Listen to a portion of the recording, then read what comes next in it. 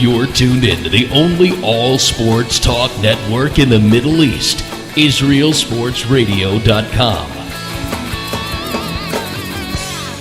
DJ Venom, DJ Venom, DJ Venom, DJing parties throughout Israel, birthday parties, weddings, club events, bar mitzvahs, bat mitzvahs, and much more. You pick the type of music and DJ Venom will turn your event into the party of the year. Available Sunday through Thursday. Call 052-952-6506 or email djvenom1984@yahoo.com.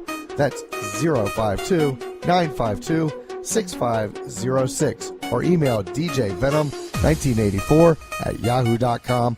Book your party today. That's DJ Venom. Russell. And tell us a little bit about Ari. We had him on before. Very blunt guy, very honest. Yeah, Ari's a great guy. He's the founder of Beyond You Sports. He spent a lot of time with SiriusXM as their college producer, decided to go a different way and start his own sports blog, which has become one of the top, maybe the number one college sports blog in the United States. This guy has a lot of... From the ISR studios in Jerusalem, Israel, it's Louis Live. There's your host, me, and Raphael Geller. Good evening, everyone. Hope everyone is doing well out there in our nation's capital. This is Louis Live, 5 p.m., 5:04 here, local time in the Holy Land, and 10:04 on the East Coast. Great to have you aboard. We appreciate you choosing us and listening to us, wherever you're doing, wherever you're part of your day, you're in the gym, you're at home, wherever you may be. We appreciate you listening to Louis Live and IsraelSportsRadio.com. We have a huge slew of guests, great stuff. We're going to call Brad Berkowitz, who's an agent and an author, in a few minutes. But before we do, I want to get to the top story of the day. At least in my opinion, no, not the NBA playoffs or the NHL playoffs. Top story, in my opinion, is Junior Seau, former member of the San Diego Chargers and former member of the New England Patriots, passed away yesterday. Authorities say that he had committed suicide, and that is why Junior Seau passed away, according to the authorities. Certainly a sad story. You always wonder with athletes when they're done if they get depressed because they can't play anymore and do what they love. Or sometimes all the physical pounding has a lot of mental effects on these athletes. And Junior Seau was one of my favorite players growing up as a kid.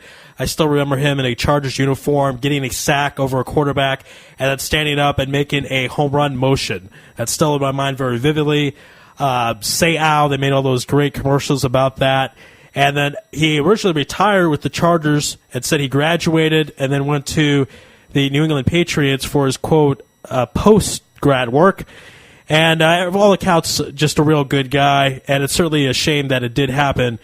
And only our prayers can go to his friends and his family. And obviously, I don't know really what else to say. I wish he, if it was suicide, I wish that he wouldn't have done it. Obviously, life could be hard, but if he could have made it through, I would have really liked that because he was just a big part of me growing up.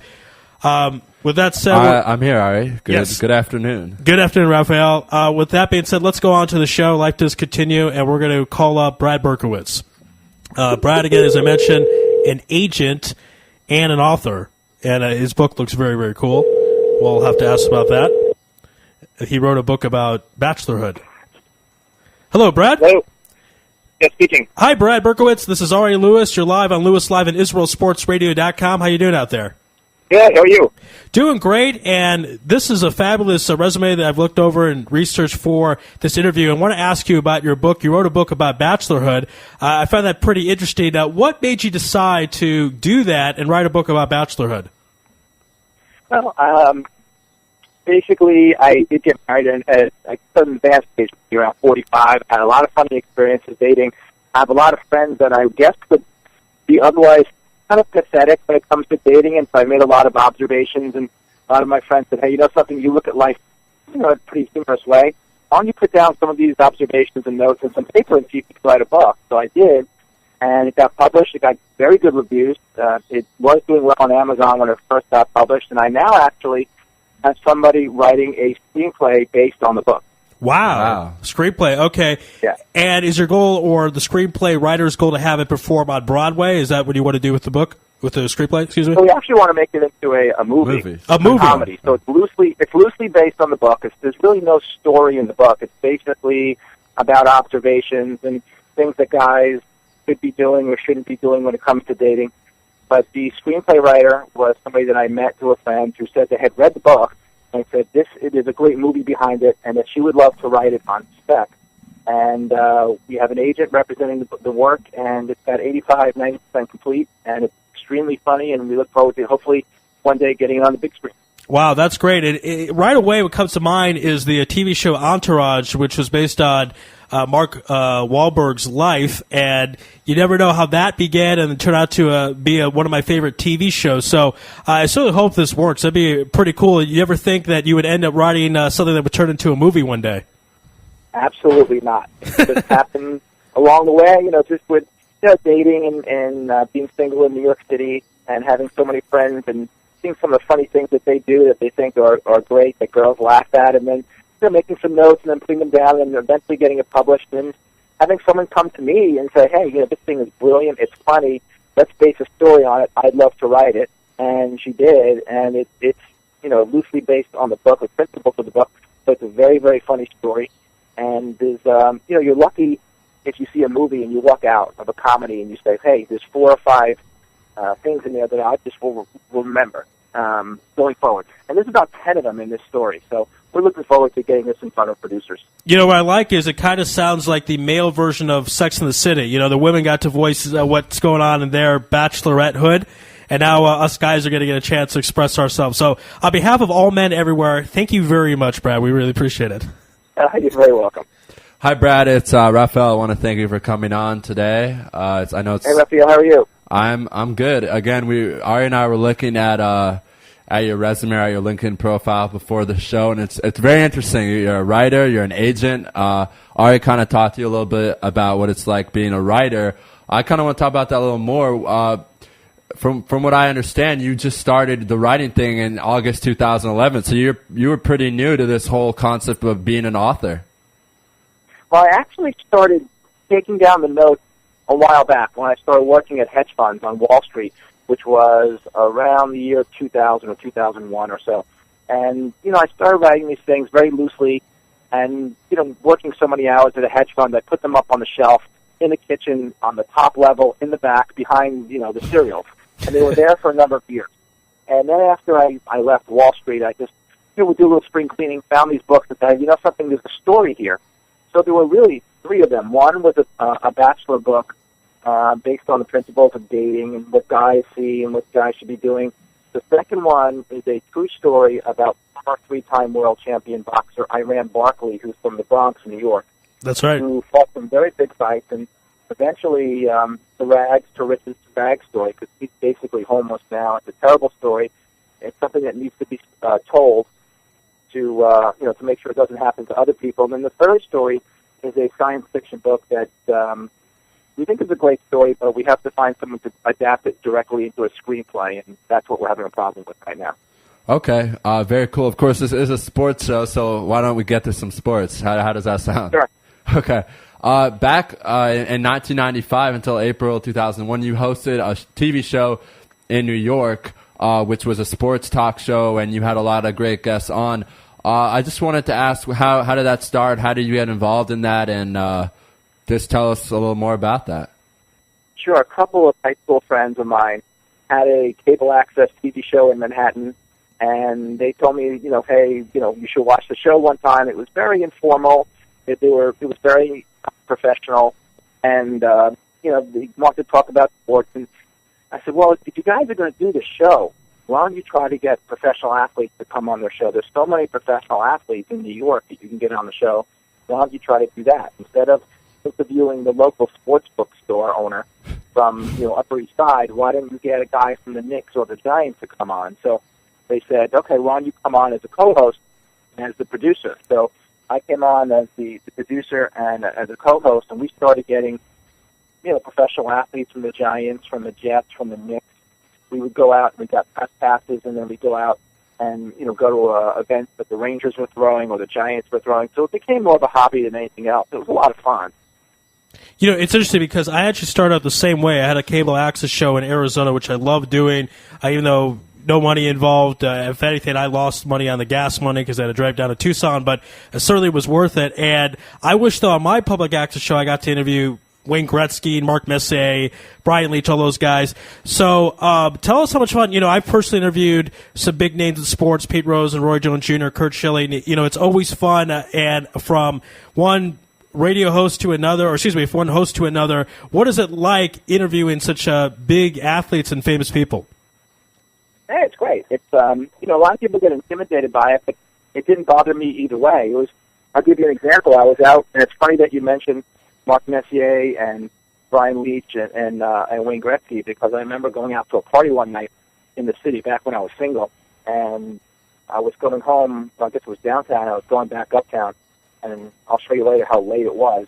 But we ended up stopping somewhere off on the Upper West Side, and the two girls two of my friends that we were in the car with, started talking to a guy that must have been about 6'4", 230. And I walked over and they introduced me. It was Kevin Stevens of the Rangers.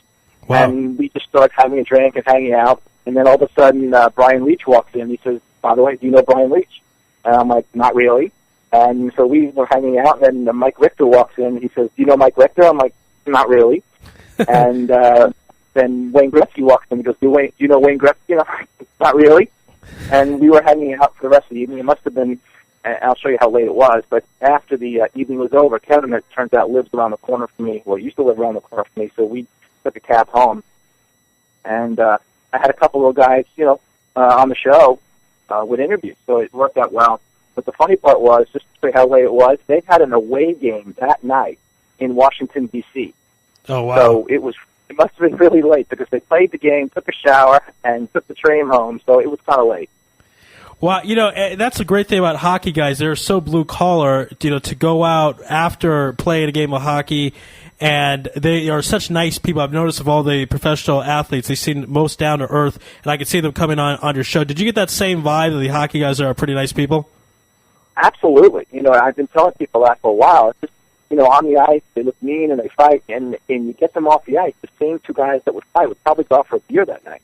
It's just that they're very down to earth. They do a lot of charity work here in the city. The Rangers get involved in a lot of different things, and they were just great. They're very easy to talk to, and they're some of them you won't even notice because you're standing next to them. I remember where I live now in the city. There's a guy that plays for the Devils. I don't know who he was, but he happened to be talking to me while I was getting my hair cut, and then when he left, the lady who was cutting my hair said, "Oh, by the way, he plays for the Devils." I'm like, "Oh, okay." Very nice guy from Europe somewhere. I didn't know who it was, but they're very just hockey players tend to be very, very nice. Yeah, absolutely. Now, another guy who's related to hockey, not a player but an announcer, Kenny Albert. You've interviewed him. We're actually going to interview him on Friday. We're going to tape a segment and air it at another time. Can you give us some heads up about what Kenny is like? One of the nicest guys you're ever going to meet. I haven't seen him in a long time, but when he was first starting his sports career and getting big name games on Fox TV for football, he came on the show, and of course his dad is Marv Albert. Marv Albert's a legend here in New York because he was announcing the Rangers and the Knicks, and he did the Nets, and he did NBC, and Kenny is really, really talented and a very good guy, and he just knows so much about sports. You're going to have a great interview with him. And of course, every time we would have a show at our little studio, and the people would come down, and Kenny was there for a half hour, we'd end up just driving them home because they just became friends of ours. Okay, great. We're very excited to be interviewing him. And we're also interviewing, I think, Stanley Fischel that day. So it's going to be a very great hockey day. Hockey day, yes. Hockey day. Rangers day, you could say.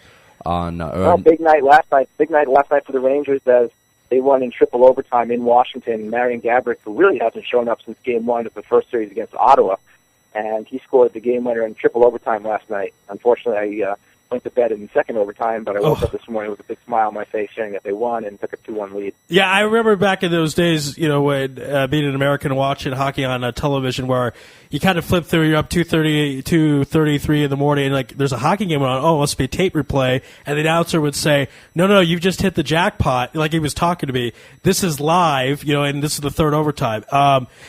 So nothing like NHL postseason. And tell us what New York is like right now. The Rangers haven't won a cup since 1994. Before that, 1940. This team seems very similar to 94 in that the first round went 7 games. This series could go 7 games as well. So what is the feeling in New York City about the Rangers? Well, the first series in 94 went 4-0. Oh, the first, okay. And there's never been a team to win the Stanley Cup in the modern era that has played the first 2 rounds that have gone 7 games. So, you can start getting tired, especially when you get into overtime games. And, of course, last night, 3. But, this is really the first team since the 94 team that the city has embraced themselves because they're gritty. They play a lot of defense. There's no prima donnas on the team.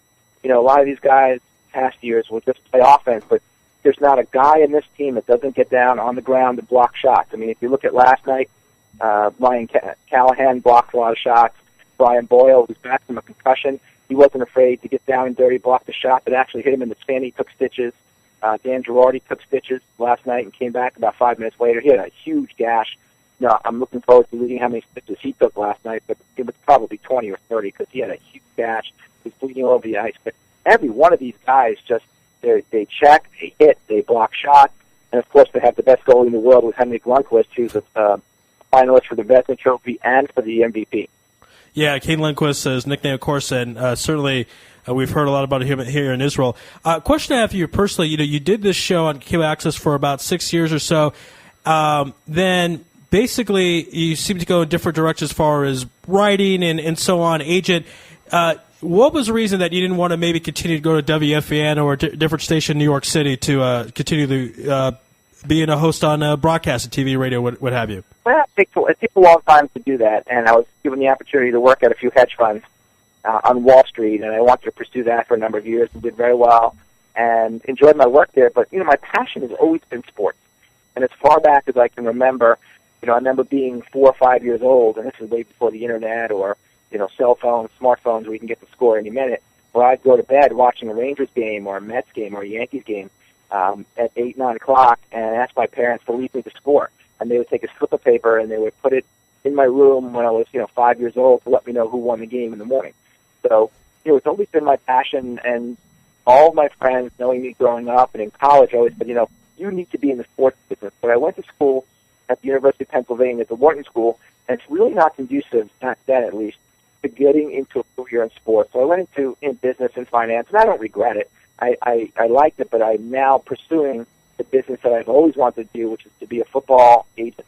And it's very exciting. It's a lot of work, but I love it. And I eat, live, and breathe it. So it's going well. It's my first year doing it, and it's very exciting, and I'm actually loving this what I'm doing right now. Right, and I just want to ask you more about you becoming an agent. That's really cool that after everything that you've been able to accomplish, you decided to go down that path. The thing I've noticed is that I've been following you on Twitter or on your statuses on LinkedIn, and you have a lot of guys in the CFL, which is really cool. Can you tell our listeners more about what the CFL is? Sure. The Canadian Football League has been around for many, many years. There are currently 8 teams there. It's a much more wide-open game, and it's a bigger field, and there's only 3 down. So there's a lot of passing. The players tend to be smaller because they need to be a little quicker. There's a lot of passing. A bunch of receivers can be in motion at once as opposed to in the NFL. So it's a really wide-open game, a lot of passing. But there's a lot of great players that have come out of the Canadian Football League, like Warren Moon and Doug Flutie, that did very well there, that have come into the NFL. It's also an opportunity for guys that maybe have been out of college, didn't make the NFL, to get their feet wet and get into a league and perform well. So this is my first year doing the agency business, and I met someone who's giving me clients from his sports marketing business, and there was a guy that 2 weeks ago signed up with me. I got him that weekend into a tryout with the BC Lions, and we signed him this week. Wow. So he's heading to British Columbia. He got his passport. He passed the tryout. He'll make the team, and he'll be playing as defensive back in the Canadian League for the next 2 years. So it's very exciting. That's very cool. And, of course, the draft was last Thursday. I guess this past weekend started last Thursday. Did you have any guys that got drafted, or maybe any guys that got got invited to any mini camps or anything like that? I started in really recruiting late. So I started finding people in January. So it was a little late, and all the top players were already gone. I did sign a quarterback by the name of Dan Zalella out of Albany, who, if you look at his tapes, was good. He broke all the school records. He had a great season. But he's been working with Scott Bruner, who used to play for the Giants, and he used to play for Arizona as well. But Scott trained Joe Flacco, made him into a first-round pick, and made him into the starting quarterback for the Ravens. And Dan's been trading with Scott. And since graduating Albany work, ending his football career last November. Dan has put on about 20 or 25 pounds of muscle and worked with Scott to improve his footwork and his mechanics. We thought Dan might have been drafted in the 6th or 7th round. It turns out he wasn't, and then our phones never rang. So he didn't even sign a free agent contract in the hour or so that teams scramble after the draft. Because what happens is teams start calling you and saying, hey, if you're not drafted, we want to sign you immediately right after the draft. And it's kind of like a feeding frenzy. None of my players actually got any calls. It was very disappointing. I had a rough weekend. And, my quarterback was down, but I continued to make the calls. And as we speak right now, Dan Galella is at the Jets minicamp throwing for the Jets for the next 4 days. At 12:30 Eastern Time today, I have a running back by the name of Michael Ford, who used to play at the University of Southern Florida a couple of years ago, who averaged 5 yards a carry, and in his bowl game ran for 200 yards. He's trying out for an NFL team, the name of which I'm not at liberty to say, according to the team. So I respect their privacy, but it's a good franchise that would do well for him to land on. He has a private tryout. Last night I signed my kicker to an indoor football league team called the Reading Express. So the NFL teams all said that he doesn't have any game experience, so we got him on an arena league. He'll play there for the rest of the year, and he'll get hopefully a look at an NFL team probably in July. Wow, well, this sounds really exciting. You have clients now, I guess, in the CFL, the NFL, the Indoor Football League. What are some of your goals? Where do you see yourself as an NFL agent in, let's say, 5 years? What are your goals for then? I want to have a number of number one picks. I want to have a bunch of guys on different teams. I've already started recruiting for next year. I had a good conversation with a wide receiver who had an excellent year his junior year at a Division I school who was thinking of signing with us. Of course, we can't sign anything with him until after his last game of the season. And since they probably won't make the ball, we're talking end of November. But he can start talking to players as soon as they touch campus. The junior, but he's a senior, so I can talk to him.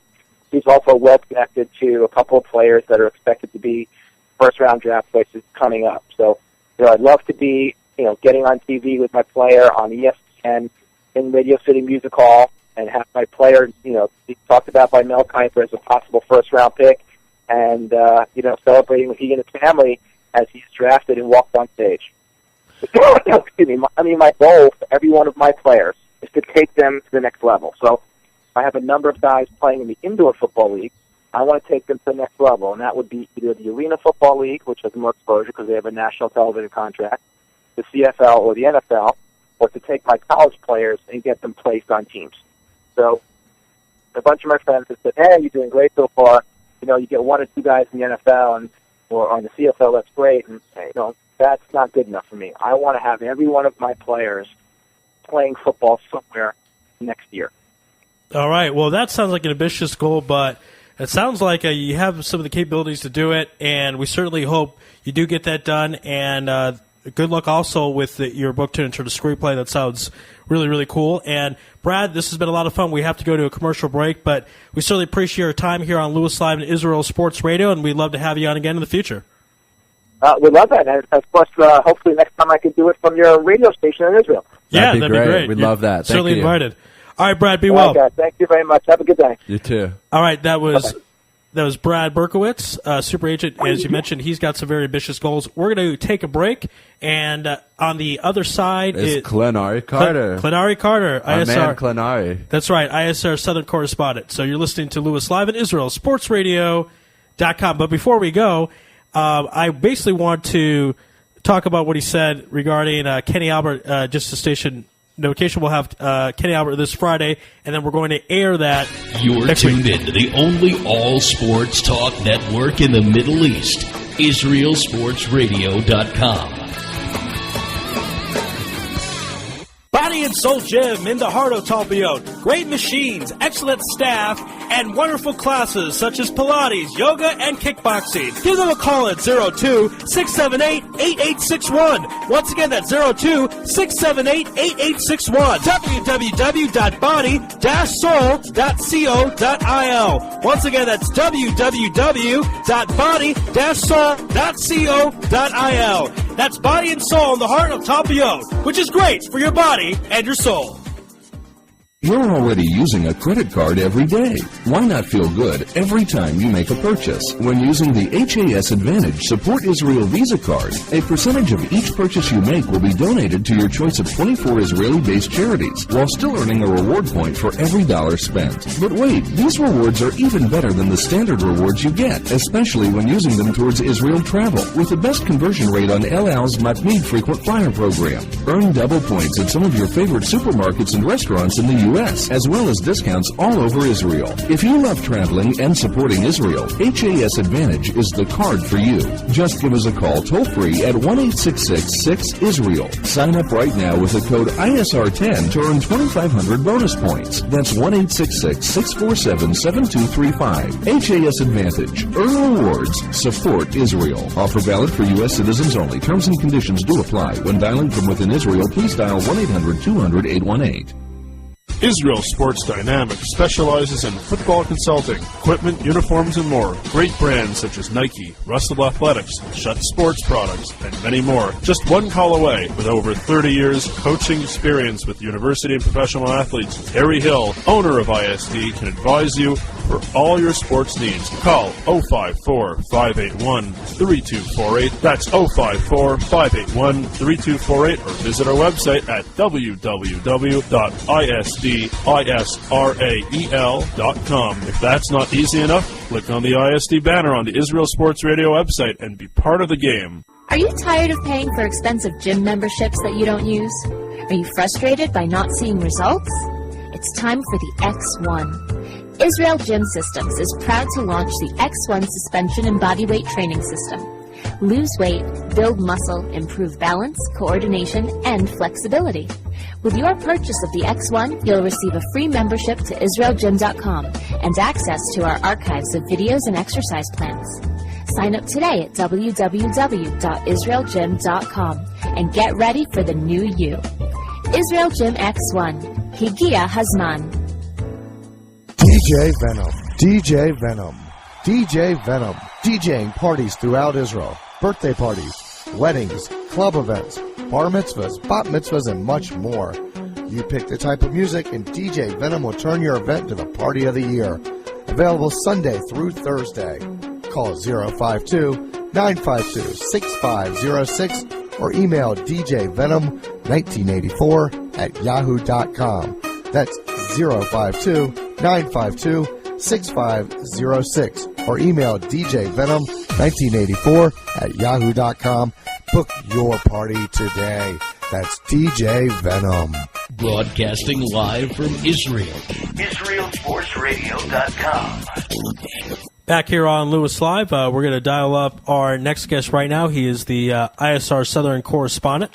So we're going to do that, and you're going to hear the ringing in the background as this is a live call. Be fun to have Clary back on.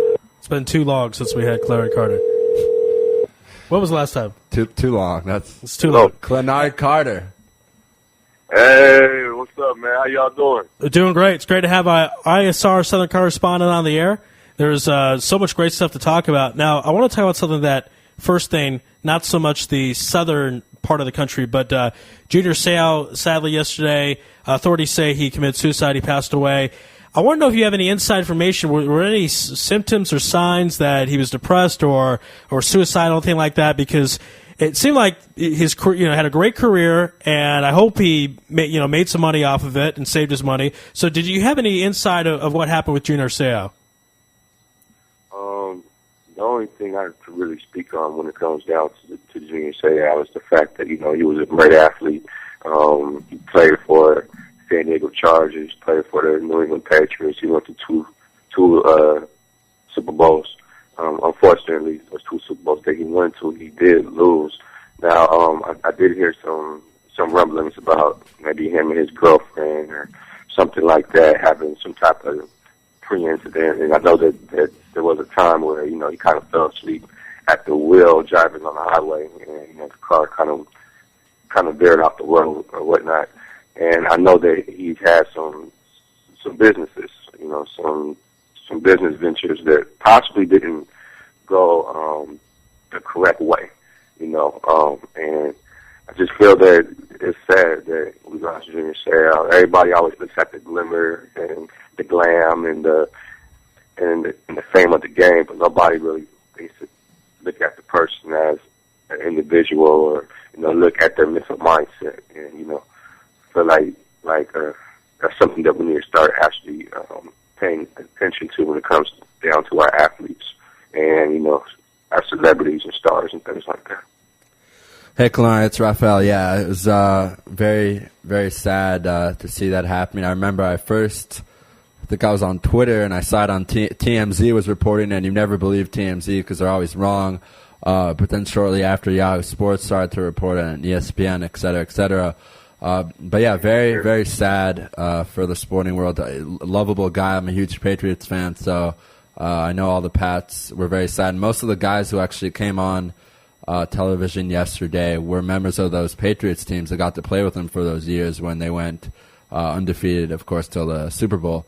But yeah, as you mentioned, he had that car thing where it's actually a miracle he survived that. I think I read he plunged 100 feet in the car and he still survived. Yeah. As you mentioned, some business stuff didn't go the right way. The thing really that got me was watching his mom. I don't know if you got to see that. Did you see that? Yes. That was really devastating. That was really hard to watch. His mom, I mean, usually, I don't even know why it was on TV. I think the media should have kept that private. I don't know why they put it on. Maybe they put it on as a symbol. But yeah, very sad news in the sporting world. But let's try and go to some more positive stuff.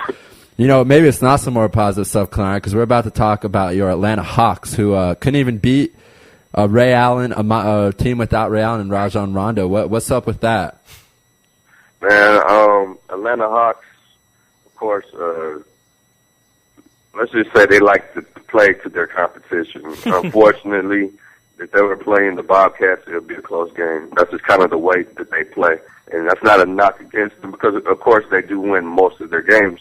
But sometimes they kind of play down a little bit. Instead of seeing the Hawks go out there and take advantage of the fact that Rondo wasn't there, I think they kind of took a step back. And because they took that step back, they were not able to win Game 2 of that series. I mean, it was a close game all the way up until the point where Josh Smith got hurt. I believe the score was 74-72. Boston was just kind of hanging on to the lead a little bit, and Atlanta was actually starting to come back in that ball game. So yeah, unfortunately, fortunately they went on here and lost that one yesterday. The injury news with Josh Smith. Right. We're going to go through that. He does have a torn left knee tendon. Ooh. And he's day to day. It wasn't as bad the MRI results as everybody was thinking. Unfortunately, like I said, he is day to day. Zaza Pachulia is of course out. You have All-Star center Al Horford, who is out. So when you have basically two All-Stars and you have a guy like Zaza Pachulia who brings a good toughness to the team, who can really go down low and fight, I mean, that's two centers and a power forward. That's the majority of their postgame down low for the Hawks. So they're not sure whether Josh Smith could, try to work that out today, but who knows? Right, and it'll be all right. And it's funny, Kalani, we're actually in the process of trying to get Zaza to come on an interview, believe it or not. I know he owns a restaurant in Atlanta, I believe, or somewhere that's very popular, and we're in the process of getting him on, so just thought I'd throw that out there. But yeah, I mean, the truth, as he's known across the United States, that is... Thanks to Shaq. Thanks to Shaq, of course. Paul Pierce had a monster game. I mean, he's an old guy. We're very excited. We're going to have Chris Wallace, who was the general manager of the Celtics at the time when they drafted him. Of course, now he's the general manager of the Grizzlies. We're going to have him on at 12:30 Eastern Standard Time and 7:30 Israel local time. But he had a monster game. I think 14 rebounds, and they won because of him. I mean, if he only scores 25, they lose. So basically, what I want to know is, I was speaking with someone in Jerusalem yesterday about this, that outside of Kobe Bryant, maybe another person, do you want anyone else in the fourth quarter other than Paul Pierce? Well, outside of Kobe Bryant and possibly Dirk Nowitzki, he kind of shot me down a little bit a couple days ago. No, when you have Paul Pierce and he can get to that sweet spot right around the free throw line area, and he could pull back and and he jacks up that shot, you kind of know 9 times out of 10 that ball is going to go through that hoop. You know, he has that nice little signature move right there, and he's actually closed out a lot of games and beaten a lot of teams in that same area. So, yeah. Right, and you know what? I know we when we were talking about what we were going to discuss on the show today, we didn't talk about this, but I just want to talk to you about this because we had a guy on last night who was our NBA draft insider, and we were talking about Anthony Davis. And really what we came to the conclusion, correct me if I'm wrong, Ari, is that we just came to the conclusion that really Anthony Davis is not going to be the offensive answer the Bobcats are looking for. I mean, he's a great defensive player. He'll get you maybe 4 or 5, even maybe 6 blocks a game in the NBA because, of course, the games are longer than in college and you play more minutes. But offensively, this guy's very raw. I mean, he played in high school until his senior year. He was a point guard. He shot threes, and now he has to kind of learn how to play as a big man down low against other guys like Dwight Howard and et cetera, et cetera.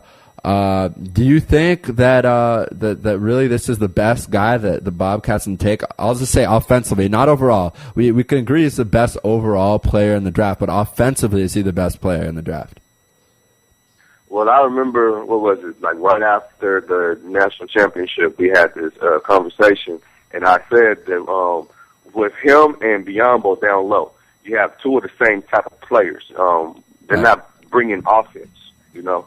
So, I mean, you're going to have good defense there with, Anthony Davis and Biombo, but Biombo already brings that. So what you want to do is bring in somebody that could bring in like a low-post offensive game.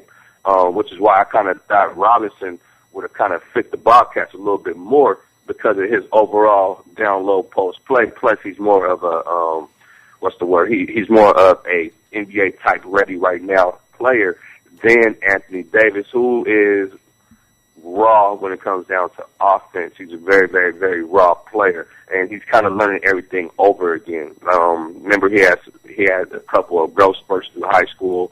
And during high school and middle school, he was more of a point guard, and he was more of a three-point type shooter.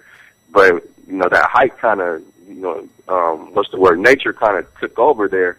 And, when you start growing like that, you have to learn a whole new position. Basically, you have to learn how to play the game over again. So that's what I kind of think. Yeah, I mean, that's really a good point. And I just, the guy's name is Jason Blesnick. He is the founder of NBADraftChat.com, and we kind of came to the agreement that it's going to take some time for him to become an offensive threat, and this Bobcats team is not going to be good next year. I mean, they're not going to be as bad as this year. I don't think they can be as bad as this year, but they're definitely not going to be good next year. They're still probably. In 88 games, I'd probably give them maybe 20 victories. Is it time for MJ to go? Is it time for MJ to go, Clanari Carter? Tell us. No, because of the fact that I think that Michael Jordan has an inner instinct about him that I think he can get through it. But if this was anybody else, I would have you out of there. And I know that's kind of biased toward Michael Jordan because he is Michael Jordan, but he kind of deserves a little bit of that. So I do have to kind of get that to him. But if it was anybody else, then you have to go. You have to go. So, 7-57. We're always getting the top players over and over again from the draft, and obviously we're drafting wrong. Obviously, the organization and the coaching staff, and you might as well go on ahead and just clear out the walls because that team, from top to bottom, is not put together properly. Right, and you know what? Let's shift now to a team. We've kind of talked about 2 teams that haven't done that well in the playoffs. Of course, let's talk about the Miami Heat, led by LeBron James, who's probably going to win the MVP. By the way, Tyson Chandler won the Defensive Player of the Year. Clanari, do you agree with that? I personally don't, but I'm curious to hear what you think. I personally don't at the same time. I understand and I see how, why they gave it to him, but right. I feel like there was other players out there that could have possibly gotten Defensive Player of the Year. I think Rondo did good as far as being able to go out there and steal the ball and play hard-nosed defense. I think other players like, their names are not maybe as sexy or, whatever, but Sean Marion did great this year. Right. For the Dallas Mavericks. So many different ways you can go on ahead and look at that. So I feel like, hey, but they gave it to him, and my hat's off to him. Right, and I mean, even a guy like Josh Smith on the Hawks, he's known for being a good guy. But my pick was who you said, Sean Marion. He's a guy who can guard the point guard, guard the center. I mean, there's not a lot of guys in the NBA who could do that. And what's weird is that I understand Chandler comes and the Knicks, they start playing better on defense, and not only that, but they average less points per game allowed, something like 10 points less. But at the same time, Chandler did not lead the league in rebounds, blocks, or steals. I mean, steals obviously not, but he was not in the top 10 in blocks or rebounds. That's just a little weird to me. But yeah, they gave it to him. It's funny though, because I read a really, really good stat that kind of proves that he shouldn't have won it, is that this year Dallas is giving up less points a game than they did last year. That's pretty interesting in my opinion. It's kind of like when Nash won the MVP the first time with the Suns, the Mavericks record improved after he left. But yet he was given the MVP. It's kind of saying that Tyson Chandler deserved Defensive Player of the Year award instead of MVP. Right. Very good point, Ari. Moving on to the Heat.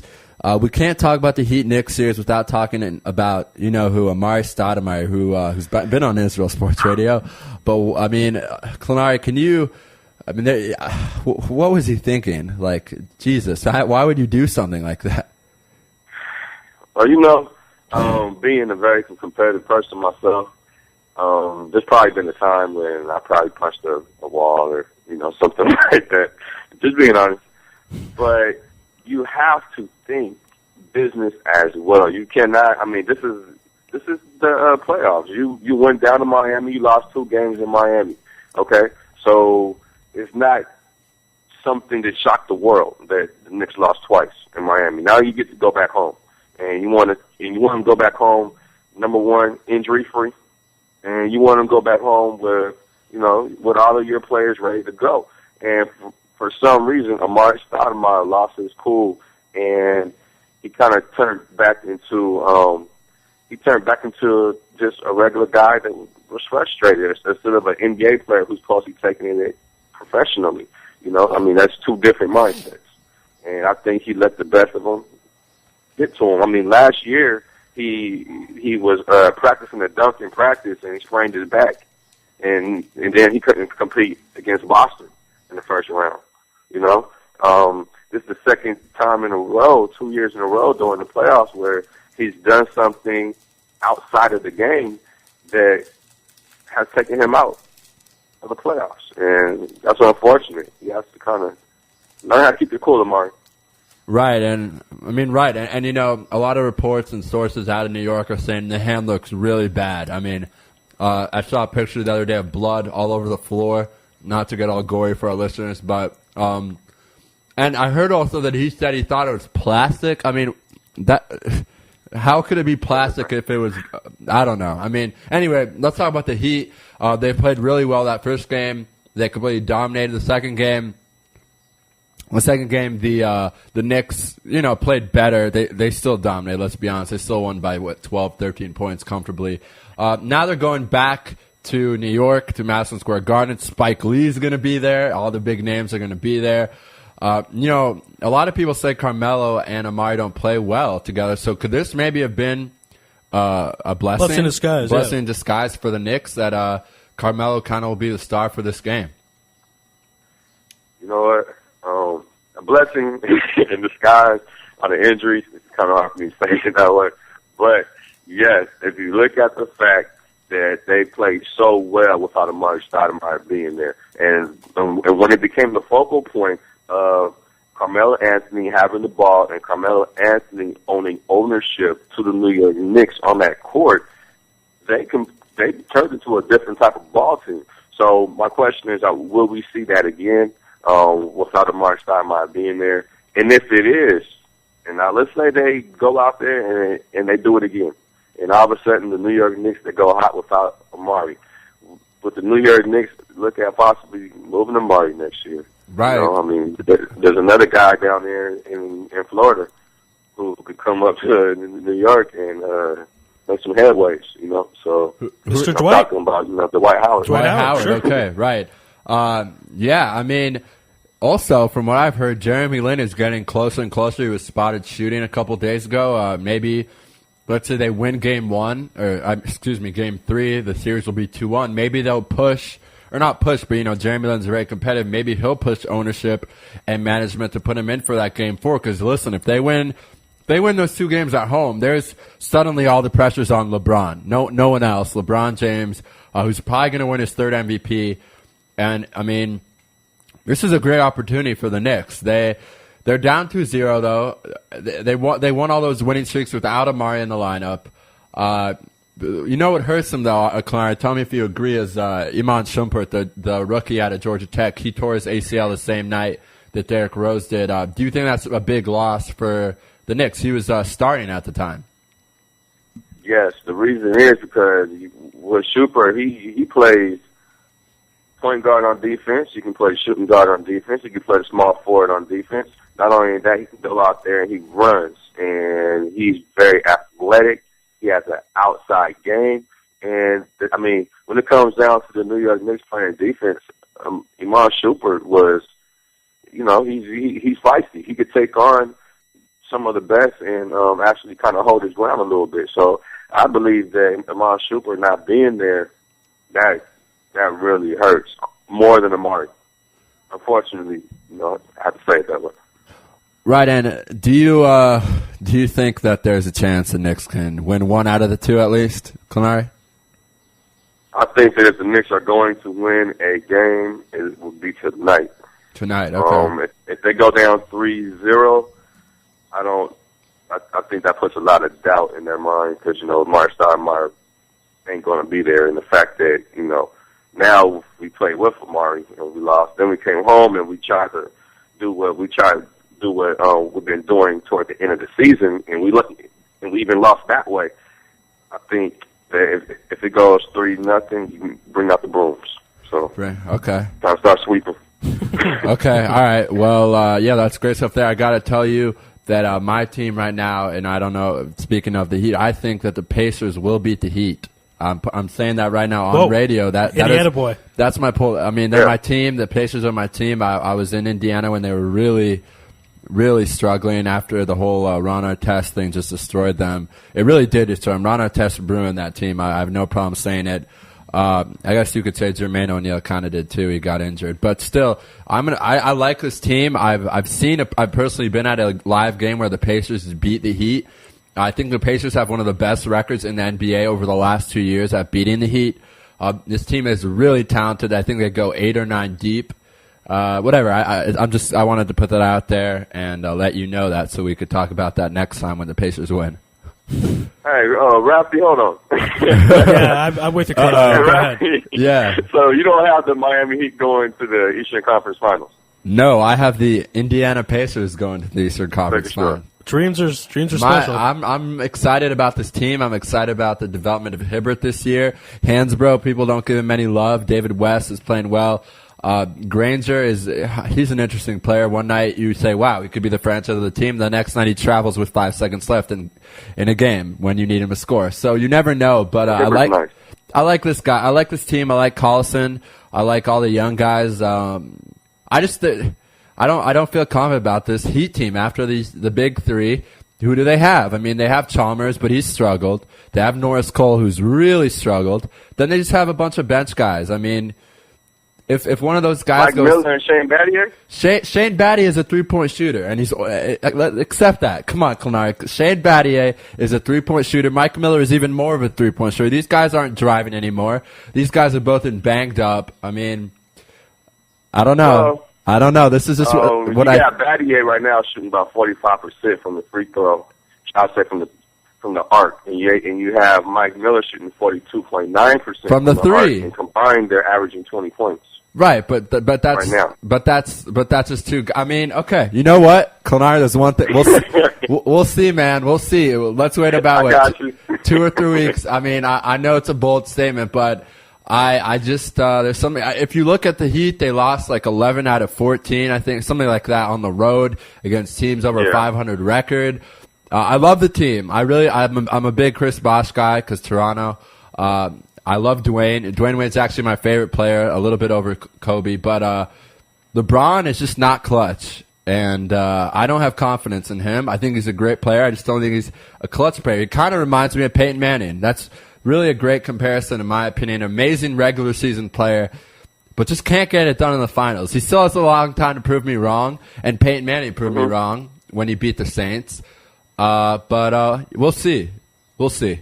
That's a good comparison. I like that comparison. Yeah, I mean, I lived in Indianapolis. I had to deal with it in Bloomington. But you mean when Peyton Manning beat the Bears in the Super Bowl? The Bears, yeah. Sorry, lost to the Saints. Excuse me, you're right.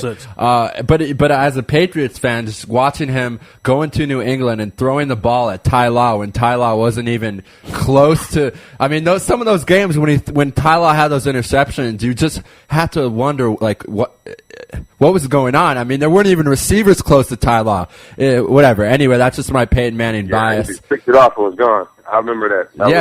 That happened a lot. And even I remember when Ty Law was signed by the Chiefs and the Colts played the Chiefs in the playoffs, he still threw it to Ty Law. So who knows? I mean, Manning, you say, he's such a great player. In the playoffs, he's a little over 500, and that's not acceptable for one of the best players. He actually might even be under 5. I think he's 8-9. No, he's over. I'm pretty sure he's over because I just had this argument. We can look it up during a commercial. All right, I think he's a game under like 9 or 10. All right, Clenari, we only have a few minutes with you. Let's go to... we got in that debate. I'm sorry, Ari, for taking your time out, but Clenari got in a heated debate. Yes. All right, let's go to a baseball right now. Miami Marlins, they again signed Jose Reyes, and they are not doing well. 10-14 last in the East, in the National League East. They talk about Bobby Valentine being fired from the Red Sox. If the Red Sox don't get out of the cellar, can Ozzie Guillen be fired from the Marlins if they don't get out of it?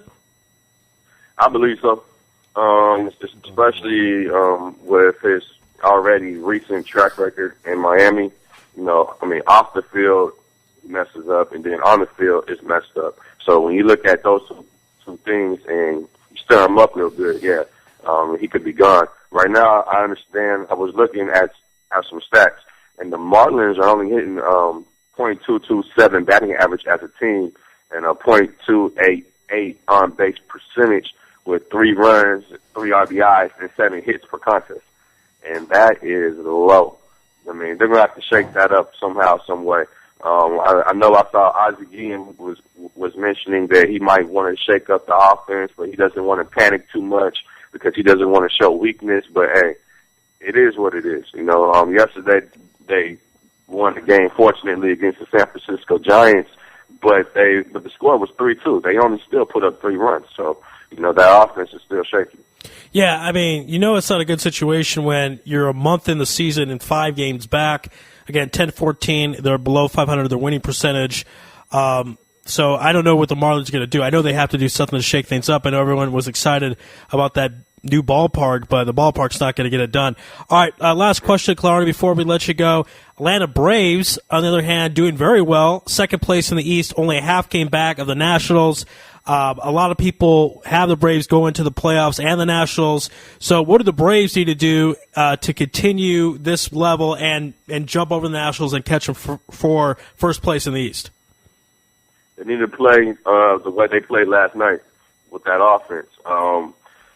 That was crazy. The game went to the 11th inning. The score was 15-13. I mean, they gave up 13 runs to the Phillies, but the comeback against Roy Halladay and go out there and score 8 runs. Roy Halladay hadn't given up 8 runs since 2007, since May 5th of 2007, actually.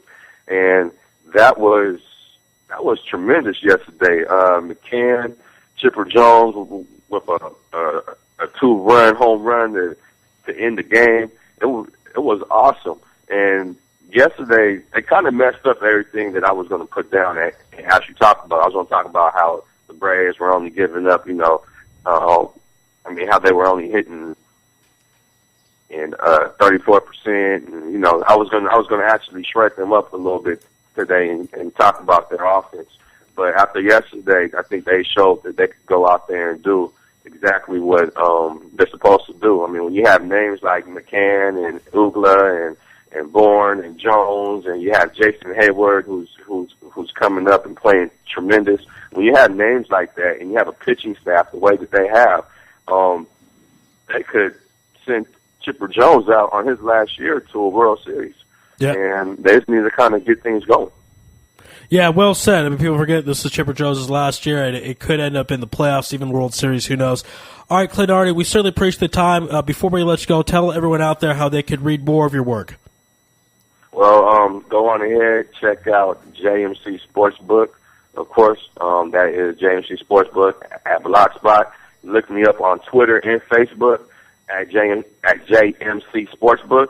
JMC stands for Just Make It Count, and, you know, that's just a message that I like to always put out there. You got to make every single opportunity in your life count. Of course, you can find me here with Ari and Ralphie and right here on Israel Sports Radio. So, all right. Go on ahead, check me out, man. Right, and Clyde, we're going to start adding your blogs now to our website on our blog, so that's going to be very exciting too. So for our listeners out there, if you go to our website and go to our blog section, Clenari will be in the lead there with, I believe, Doobie Pick, who also works for Eurobasket. So that's very exciting as well.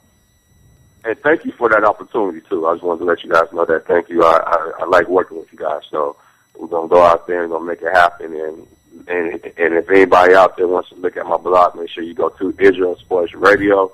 When you go to Israel Sports Radio, there's the blog section, just like Raphael said. Click right there, and you can also find my blog there as well.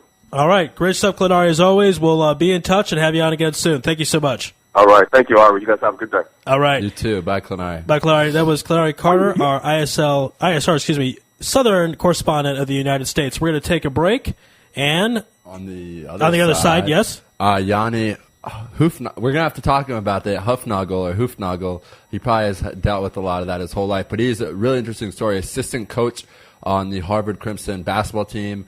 A very, very interesting story. I know that might not sound that interesting, but it is an interesting story. Friends with Jeremy Lin, was a graduate assistant with Blake Griffin. So great story there coming up. All right, that's on the other side. It's Louis Live on IsraelSportsRadio.com.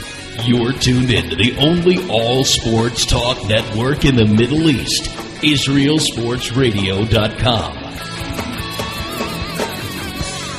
Body and Soul Gym in the heart of Talpiot. Great machines, excellent staff, and wonderful classes such as Pilates, yoga, and kickboxing. Give them a call at 02-678-8861. Once again, that's 02-678-8861. www.body-soul.co.il. Once again, that's www.body-soul.co.il. That's Body and Soul in the heart of Talpiot, which is great for your body and your soul.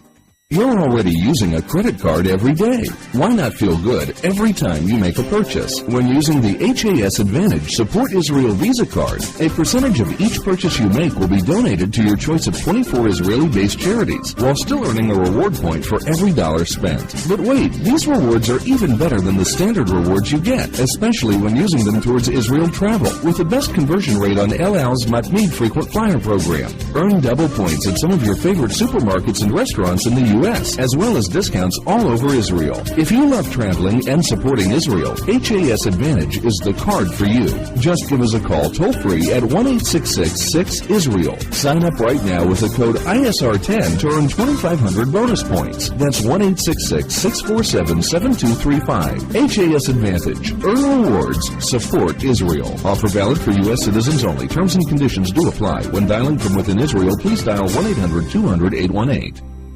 Israel Sports Dynamics specializes in football consulting, equipment, uniforms, and more. Great brands such as Nike, Russell Athletics, Shutt Sports Products, and many more. Just one call away. With over 30 years coaching experience with university and professional athletes, Harry Hill, owner of ISD, can advise you for all your sports needs. Call 054-581-3248. That's 054-581-3248, or visit our website at www.isdisrael.com. If that's not easy enough, click on the ISD banner on the Israel Sports Radio website and be part of the game. Are you tired of paying for expensive gym memberships that you don't use? Are you frustrated by not seeing results? It's time for the X1. Israel Gym Systems is proud to launch the X1 suspension and bodyweight training system. Lose weight, build muscle, improve balance, coordination, and flexibility. With your purchase of the X1, you'll receive a free membership to IsraelGym.com and access to our archives of videos and exercise plans. Sign up today at www.israelgym.com and get ready for the new you. Israel Gym X1. Higia Hazman. DJ Venom, DJ Venom, DJ Venom, DJing parties throughout Israel, birthday parties, weddings, club events, bar mitzvahs, bat mitzvahs, and much more. You pick the type of music and DJ Venom will turn your event into the party of the year. Available Sunday through Thursday. Call 052-952-6506 or email djvenom1984@yahoo.com. That's 052-952-6506 or email djvenom1984@yahoo.com. Book your party today. That's DJ Venom. Broadcasting live from Israel. IsraelSportsRadio.com. Back here on Louis Live, we're dialing up our next guest. Thanks to Clary Carter, our ISR Southern correspondent of the United States. Hello, Yanni. Hello. Hi, Yanni. This is Ari Louis with Louis Live and Israel Sports Radio. You're live on the air. How you doing out there? Ari, I'm doing well. Thank you so much. Sure, it's our pleasure. Hi, Yanni. It's Raphael. I want to thank you again for coming on today and joining us. My pleasure. Excited to be with you guys. Great. Well, we want to talk a little bit about your history as an assistant or getting involved in basketball. So let's go all the way back when you were young. When did you decide that you wanted to get involved in basketball? You wanted to play basketball. You wanted to be a coach in basketball and all that kind of good stuff. Well, for me, it was a little bit of an interesting and different path. I played lacrosse. Was recruited to play lacrosse at Penn State. And played there my freshman year. Team had a lot of success. I think we finished the year 13th in the country. And, it's a funny story, though. I think it was a February practice, cold night, and I didn't have a very good one. And I came back to my dorm room and I said, man, I don't know. I need to maybe look at some other options, other places to play. And, it was so that night I went home and I had a bunch of friends at Cornell and I filled out the application for the transfer application and ended up getting in, and then had to make a decision and ended up choosing to go to Cornell. Was all set to play there, and then early in fall ball met one of the basketball coaches in the weight room working out, and he said, "I love your energy, I love your spirit. You should think about coming to work for us." And I think 3 or 4 days later, I was on the floor. Mopping sweat for the basketball team at Cornell, and the rest is kind of history from there. But I've been incredibly fortunate to have met and worked for just some incredible people along the way. And, from Cornell, I went to the Nets, New Jersey Nets, and had a chance to work for Lawrence Frank, who's now the head coach of the Detroit Pistons. And then from there, went to Oklahoma and worked as a graduate assistant for Coach Capel, Jeff Capel, who's now an assistant coach at Duke, and then that led to me coming to Harvard, where I have probably the best boss you could ever dream about having here in Tommy Amaker. So it's been just an incredible ride and run for me. It's all happened very quickly, that's for sure. And again, I've just been blessed to be around the right people pretty much throughout my my career so far. Right, and you've had, as you mentioned, you've had some guys, what's interesting now I think about it, I think Lawrence Frank also didn't really play basketball I believe he's the only coach in the NBA that didn't play at least college ball, so that's kind of cool that you got to learn under him. No question, and the landscape has changed, and I think it will continue to evolve. There are, certainly a lot of coaches at all levels that didn't play. My reply to that is, well, I've been in basketball now, for 10 years. I mean, and I've, tried to absorb everything from everyone, and I've devoted my life to it. So, if you're, a player, oftentimes you play and then you go overseas and, you don't have as much time to, immerse yourself in coaching, and understanding and learning and all that. And again, there's the tremendous advantages obviously to having played. But I think in time I've made up a lot of ground, and just trying to absorb as much as I can or as much as I could have, at every stop along the way. And I feel, as confident and capable as anyone, in the business, certainly anyone my age. I don't think it's a prerequisite, anymore if it ever was. And Lawrence has certainly, been a guy that's kind of paved that way or that path. I think at the end of the day, it's about, relationships and your ability to get the most out of your players. And if you can do that, you can be really successful in this business. You got to get guys to play for you. You got to get guys to have fun playing for you, to play a style that's exciting.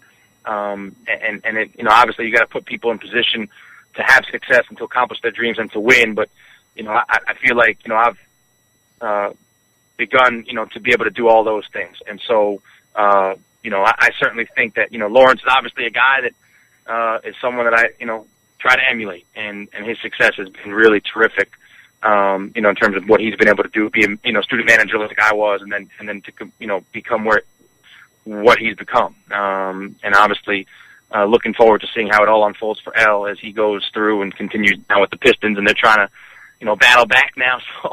So we'll see. But no, I've been very fortunate, to have been in this thing now, and to be, in some spots that I've learned a great deal. Yeah, and it's really also very interesting. I believe Lawrence Frank was at Indiana University. That was his first gig as a basketball coach. That's a great place to learn under Coach Knight. I could be wrong. Do you know if I'm yeah. Right? I'm correct. No, that's right. Okay. Lawrence started for Coach Knight, and then from there, he was at a couple college stops. He was down at Vanderbilt, for some time, and and then I, got right into the NBA. I think he was a scout with the Toronto Raptors, and then from there went to the Nets, and so he's obviously, he was on the fast track as well. I mean, I think he was, I want to say he was 33 when he became the coach of the Nets. When they fired Byron Scott in the middle of the season, and Lawrence took over, and I think he won his first 13 games as an NBA head coach. So, right, yeah, I'm close with him, and he's been a definitely source of inspiration for me as I've gone through this thing. Right, and definitely. I mean, looking at your resume, looking at what have you been able to accomplish at such a young age, you must think to yourself right now, the sky's the limit. Do you have aspirations to be a head coach down the road?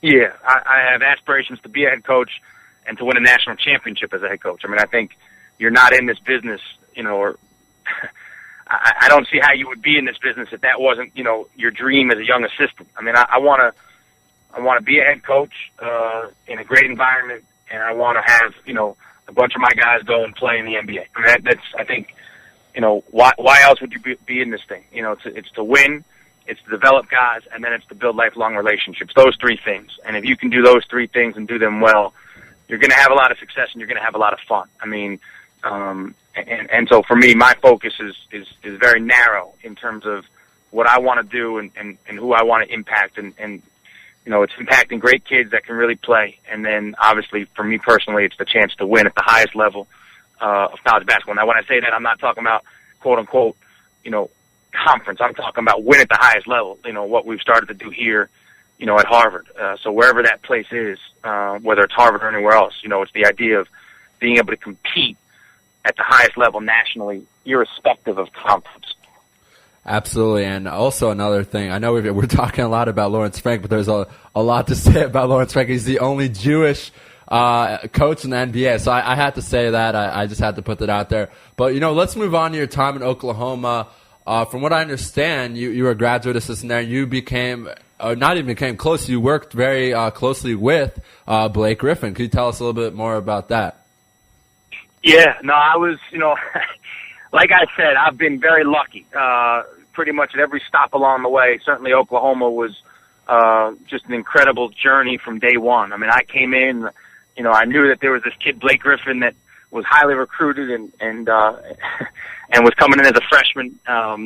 But, certainly until you meet Blake, you would have no idea, that he would become what he is. I mean, I'll tell you this, though, on day one you knew. I mean, you absolutely knew. I mean, not only his ability as a player, I mean, that first workout that we did back in the summer when I first got there, but he's a better person than basketball player. And to be able to say that is a really neat thing. And we've stayed very, very close. I mean, I talk to Blake all the time.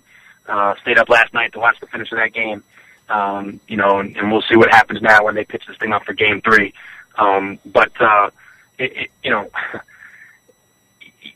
You only get, obviously so many, opportunities to coach, the best players in the world. And now I've had a chance to do that with Blake, and obviously, we'll probably get into it here with Jeremy Lin at Harvard. But,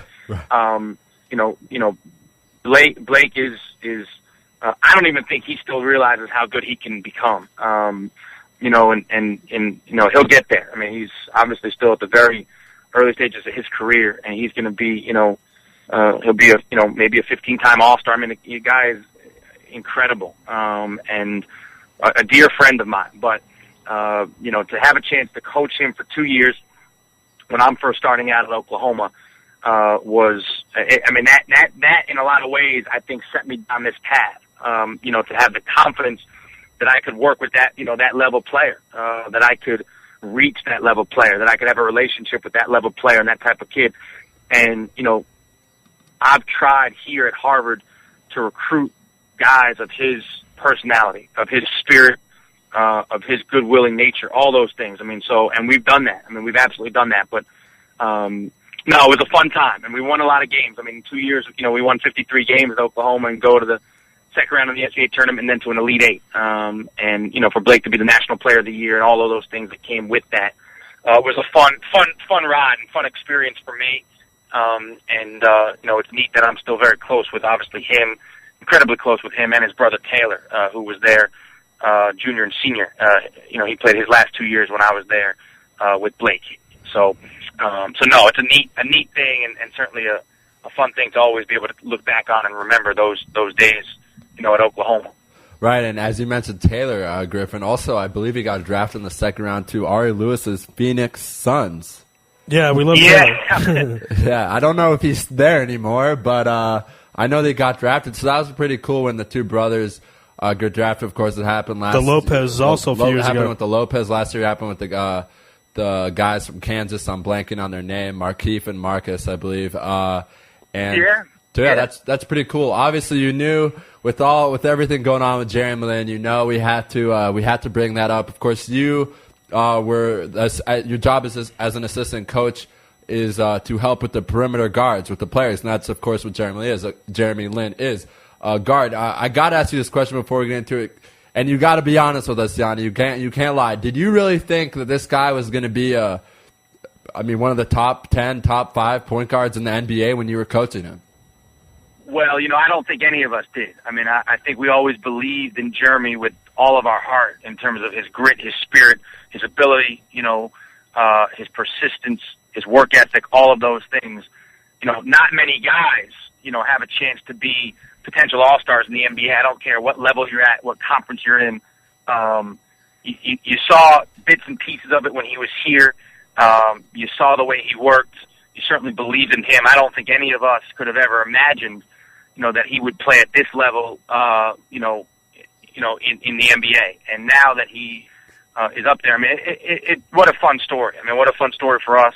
Obviously I talk to Jay all the time, and it's been, really neat to just watch his progress. Kind of just an incredible convergence. We're, kind of moving towards the end of our season, and that's when Jeremy Linsanity, explodes. And, so that was a really, for me, obviously, an incredible gratifying stretch. And talk with Jay this morning, he's back, getting up and down a little bit now, so he's feeling pretty good. And I think everyone will see just a heck of a year out of him next year. And obviously I think we're all, certainly here at Harvard looking forward to seeing, where that is and all that. But he's the best. I mean, another, again, it's like, how lucky can you get? But, I walk into the situation at Harvard, and Jeremy's going into his senior year, and everyone's telling me about this kid, just like they were telling me about Blake. And they're saying, oh, man, this kid is special. And until you get on the floor with him, you obviously, it's hard to see it and feel it and believe in it. But then, you work with him, and you get to know him, and you believe in him. And, again, he is as good of a person as you could ever find. I mean, how about that for me? I mean, I've had a chance to work with, Blake and Jeremy, and they are truly better people than basketball players. I think that's why they are what they're doing in terms of the marketing, the exposure, all those things. That comes with it. I mean, in terms of their individual brands. I mean, people really like those guys, and it's, a fun thing for me to see and to be a part of. But to answer your question, no, I don't think any of us could have seen this coming. But on the flip side, I think all of us are just, I mean, beyond joy with how it's turned out for him. I mean, no one could deserve it more, and he certainly earned it through just incredible persistence along the way. Yeah, I got to tell you, Yanni, and a story is big when you're watching TV in Israel and suddenly you see Jeremy Lin on the screen and you see two announcers speaking about him in Hebrew. Right. I remember watching that. That's right. Yeah. So, go ahead. Sorry, go ahead.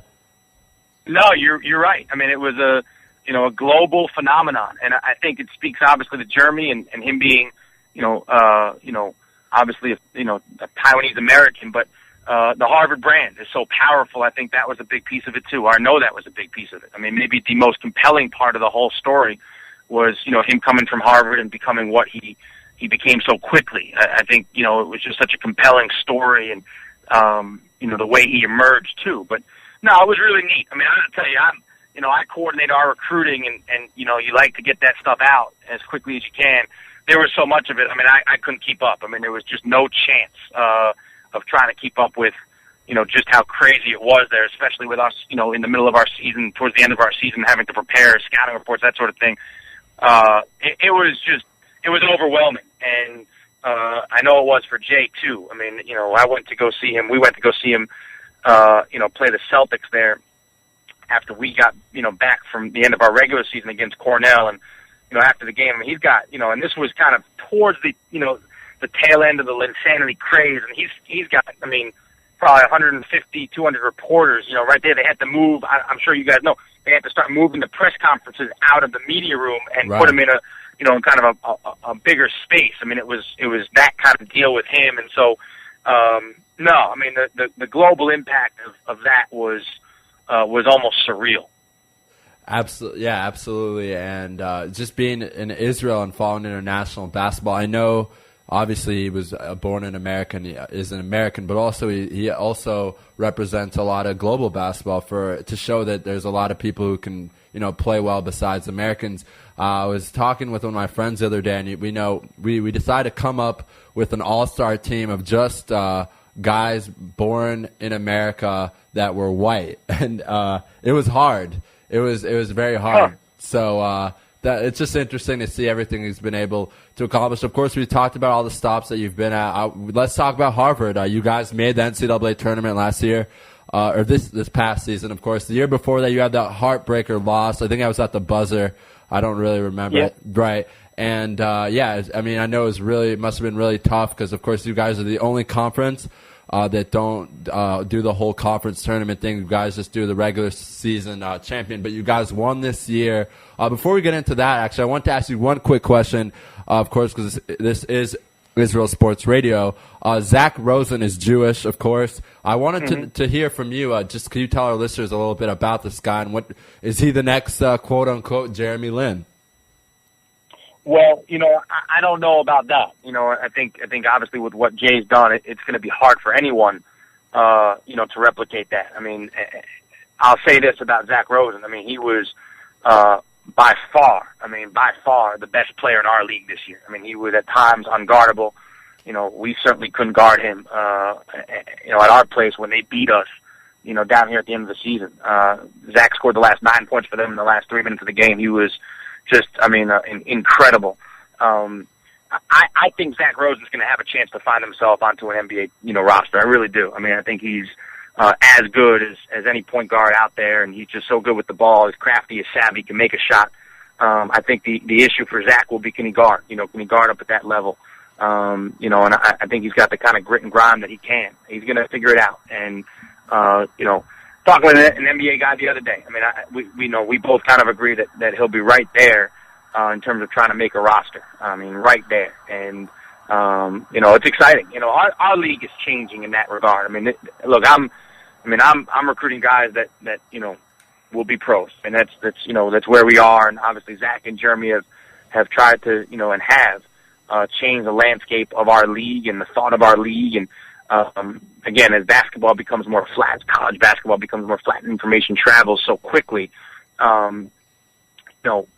it doesn't really matter where you go anymore. And I think it's where you have a chance to stand out. And so, Zach certainly did that at Penn. I mean, he had, high major scholarship offers and chose to go to Penn. And, and obviously had a storybook career in terms of his, personal production. And they didn't, go to the NCAA tournament while he was there, but he individually was just an absolute monster for them. And he's a, terrific kid as well. I mean, just a terrific kid. And, we should all be proud of Zach and what he's done, and certainly having a very strong eye on him and his progress as he moves forward here. But he'll be in a camp, in an NBA camp, and then I would not, if I'm a betting guy, I think Zach Rosen's going to find his way onto an NBA roster at some point. That's a real exciting thought, obviously, as well.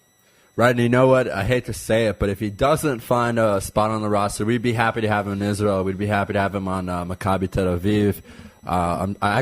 There were even some rumors here that Maccabi was trying to contact him and, make the whole pitch to him. Of course, John Shire. Well, they might, yeah. Right, John Shire made that move. John Shire actually no one really knows. We've been trying to figure that out, actually, for the last couple of months here at Israel Sports Radio. If he got cut or if he decided just to go home. I mean, there's conflicting reports on what happened, but he's not on the team anymore. But he was here. And, of course, I think Jeff Foote from Cornell played on Maccabi last year, and other guys on Cornell, John Jakes was Ashkelon. John Jakes. Right. So, there's some Ivy guys playing in Israel. So if he doesn't make the NBA, or maybe if he wants to have a year to polish his skills, the EuroLeague in Israel, Maccabi Tel Aviv playing against the best teams in Greece, Italy, all that, Spain. That's pretty good competition. So we'll be happy to have him. I know. I've heard the Maccabi thing being very strong for Zach. I think that's certainly a very realistic and strong possibility. And if you guys get him out that way, I think he'll be a lot of fun to watch. I really do. But Zach is just a terrific kid, an outstanding player. Gave us all kinds of fits this year, and so we'll see how it all goes for him. But just going back to to Harvard again, we are just thrilled with where we are with our program right now. We won 26 games last year, 26-5. Go to the NCAA tournament. Won an Ivy League championship, win a championship down in the Bahamas in the Battle for the Atlantis. Spent most of the season inside the top 25 in the polls.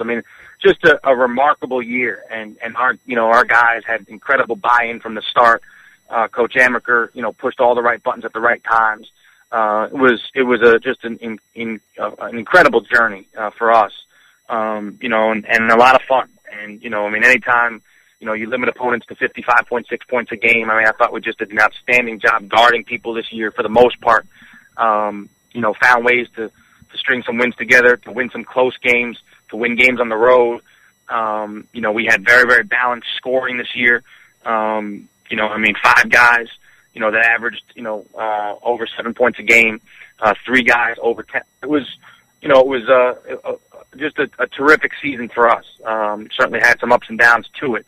But we had some great wins. Go down and beat Florida State, in the Bahamas, and then come back and beat, Central Florida the next day to win the championship, beat St. Joe's here in a game that we're down, 10 at halftime and allow 48 points in the first half and then come back to win. Just some terrific moments for us. Some terrific moments for us over the course of the year. Beat Boston College, beat them by 20 on the road. So, and I think the best is still ahead for this program. I don't think there's any question about that. We bring back 3 of our top 4 scorers from last year. We think we have a terrific class coming in, and we're playing a schedule that's going to certainly challenge us next year. So, I like where this program is. I couldn't be happier to be here. I'm excited for what the future holds. Like I said, I've got the best boss in the world who knows how to press all the right buttons at the right times. He's a player's coach. Our guys love him. But he knows how to mix it up too and get the most out of him. So, it's been a lot of fun. And, beyond next year, there is a chance, I think, that this thing here at Harvard can become as good as anywhere. And that's, for me, as intoxicating a thought as maybe there is in this business right now. You feel like you only get sometimes one chance to do something out of the ordinary and extraordinary. And, you feel like you have that chance here at Harvard. So, we're recruiting like that. We think we've got some players in our program that can allow us to become that. And I wouldn't put it past this team coming up next year to do something that, can be historic. We certainly have the pieces and parts in place and are going to challenge ourselves with our schedule early. So, I'm looking forward to seeing how that unfolds. But obviously that's a few months away now, so we'll just enjoy this, the rest of this spring and summer. Our guys get out of school as early as tomorrow for some of them with their exams. So we won't see them for a little bit now as they get back home and get a chance to regroup and relax. But it's all good right now for our program. I mean, the future is as bright as you can probably get. All right, well, I'll tell you what, I agree with that, and good luck to you guys in the fall. We certainly appreciate the time today here on Louis Live and Israel Sports Radio, and we'd love to do it again in the future soon. Absolutely, guys. Hopefully we can get on maybe around the NCAA tournament next year and do another segment. That sounds great. That would love to have that happen. All right, Yanni, thank you so much for your time. Be well out there. Thanks, guys. I appreciate it. All right. That was the assistant coach of Harvard University. We're going to take a break. Crazy story. Yeah, amazing story. Luck. I mean, not to take away from what he's done, but he's been very lucky with being able to land places to coach Blake Griffin and Jeremy Lin. Yeah, and have an influence on their careers. How old do you think he was, Ari? I'm curious to hear if you, being an assistant coach on 4 places, how old is he? It's 35. 28. Wow, that's amazing. I mean, this guy graduated college in 2006, so he's definitely doing the right thing right now. Wow. Right. Yeah, it's really crazy. All right, younger than me. Interesting. Yeah. All right, who do we have on the other side? We have Sam Amico, who is Fox Sports reporter. He covers the Cavaliers. He works for Fox Sports Ohio. I believe we'll verify that during the commercial break. We're going to talk to them about the Cavs this season. We're going to talk to them about LeBron leaving the Cavs. I guess that was not 2 seasons ago, but still it's great to have a Cavs reporter on. We're going to talk about Kyrie Irving, the first overall pick. We're a lot of great stuff, a lot of Ohio basketball. We're going to joke around, and it's going to be a great time. So come back. All right, that's on the other side. It's Louis Live in Israel, sportsradio.com.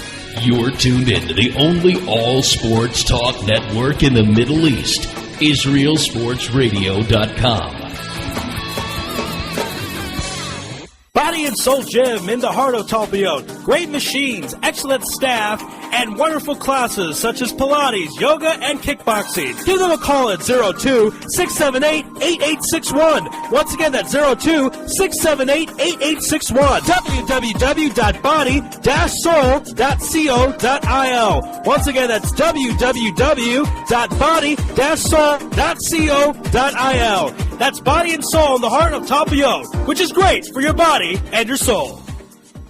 You're already using a credit card every day. Why not feel good every time you make a purchase? When using the HAS Advantage Support Israel Visa card, a percentage of each purchase you make will be donated to your choice of 24 Israeli-based charities, while still earning a reward point for every dollar spent. But wait, these rewards are even better than the standard rewards you get, especially when using them towards Israel travel, with the best conversion rate on El Al's Matmeed frequent flyer program. Earn double points at some of your favorite supermarkets and restaurants in the U.S., as well as discounts all over Israel. If you love traveling and supporting Israel, HAS Advantage is the card for you. Just give us a call toll-free at 1-866-6-ISRAEL. Sign up right now with the code ISR10 to earn 2,500 bonus points. That's 1-866-647-7235. HAS Advantage. Earn rewards. Support Israel. Offer valid for U.S. citizens only. Terms and conditions do apply. When dialing from within Israel, please dial 1-800-200-818. Israel Sports Dynamics specializes in football consulting, equipment, uniforms, and more. Great brands such as Nike, Russell Athletics, Schutt Sports Products, and many more. Just one call away. With over 30 years coaching experience with university and professional athletes, Terry Hill, owner of ISD, can advise you for all your sports needs. Call 054-581-3248. That's 054-581-3248, or visit our website at www.isdisrael.com. If that's not easy enough, click on the ISD banner on the Israel Sports Radio website and be part of the game. Are you tired of paying for expensive gym memberships that you don't use? Are you frustrated by not seeing results? It's time for the X1. Israel Gym Systems is proud to launch the X1 suspension and bodyweight training system. Lose weight, build muscle, improve balance, coordination, and flexibility. With your purchase of the X1, you'll receive a free membership to IsraelGym.com and access to our archives of videos and exercise plans. Sign up today at www.israelgym.com and get ready for the new you. Israel Gym X1. Higia Hazman.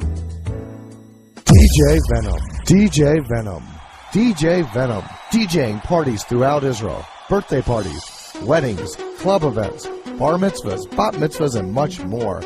You pick the type of music, and DJ Venom will turn your event into the party of the year.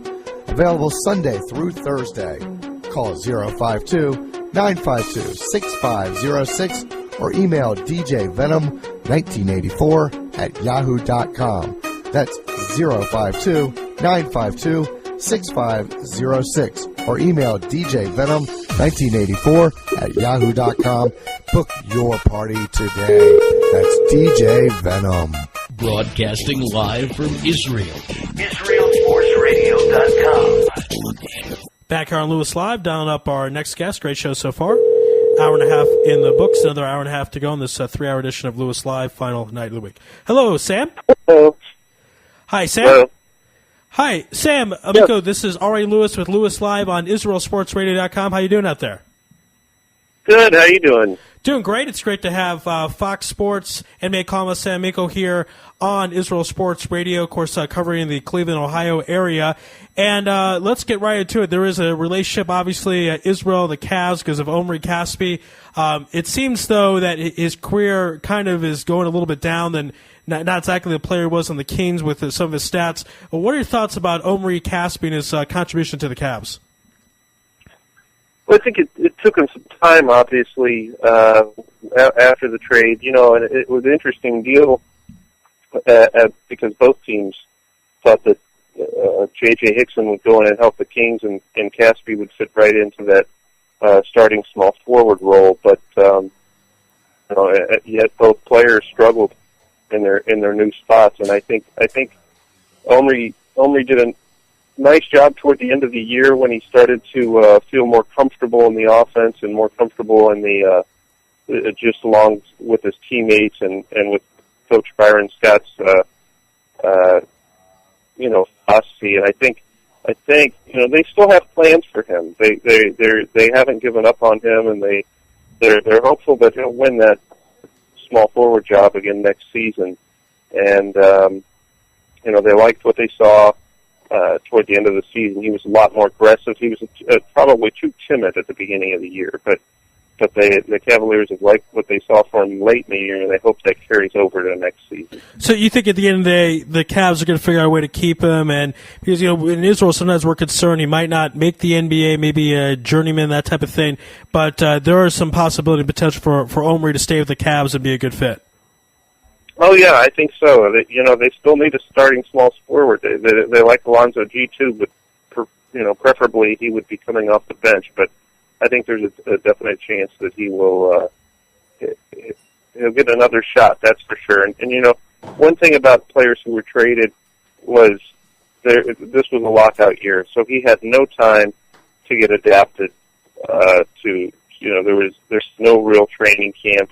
There was no preseason. And he really had no time to get adapted to Cleveland and the coach's philosophy and his new teammates.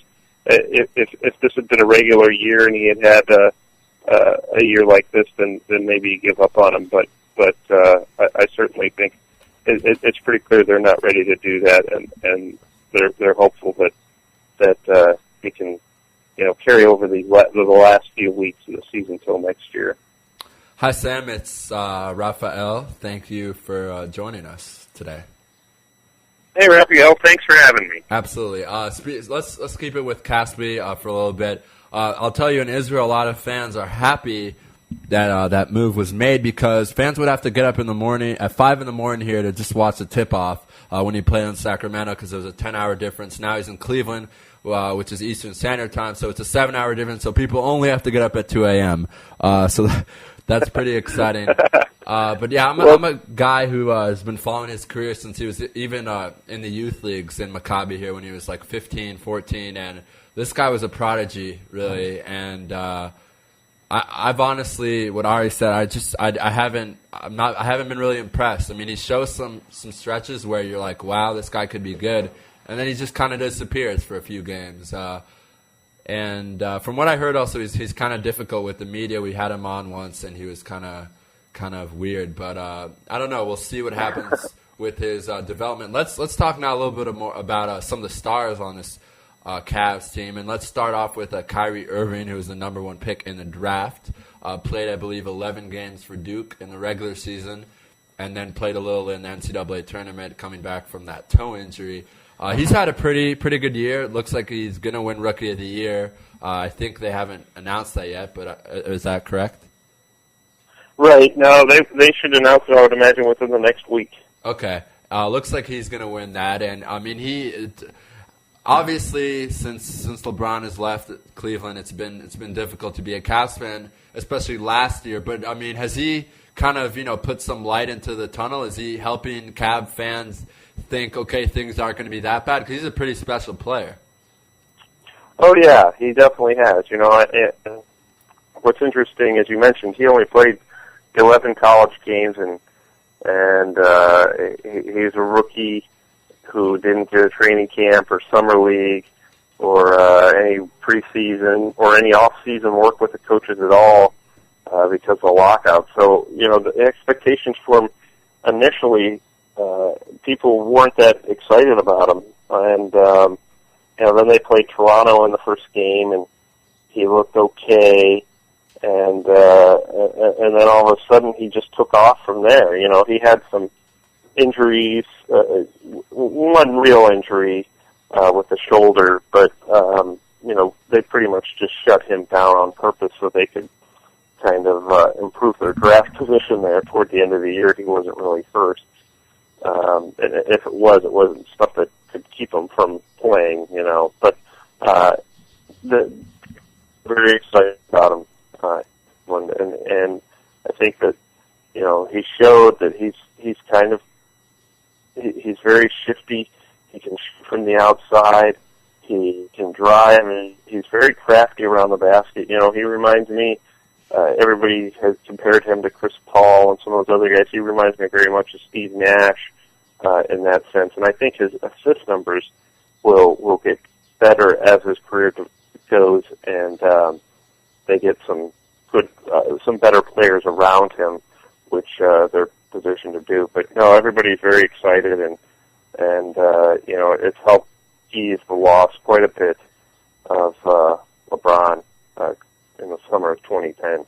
Right, and you look at the roster, and as you mentioned, there's not much to work with besides Jameson. And I love Jameson. I loved him with the Wizards when they had those kind of playoff teams that were the 4 or 5 seed. But he's going into, I think, his 14th year out of Carolina, and he's starting to get old, and he's 35 years old. That's pretty old for an NBA veteran. You can't be that superstar on the team anymore. He's just kind of a sidekick, and sometimes I feel like the Cavs kind of rely on him too much. Same thing goes for Anthony Parker.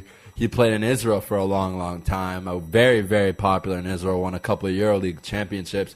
So we love Anthony Parker here in Maccabi Tel Aviv land.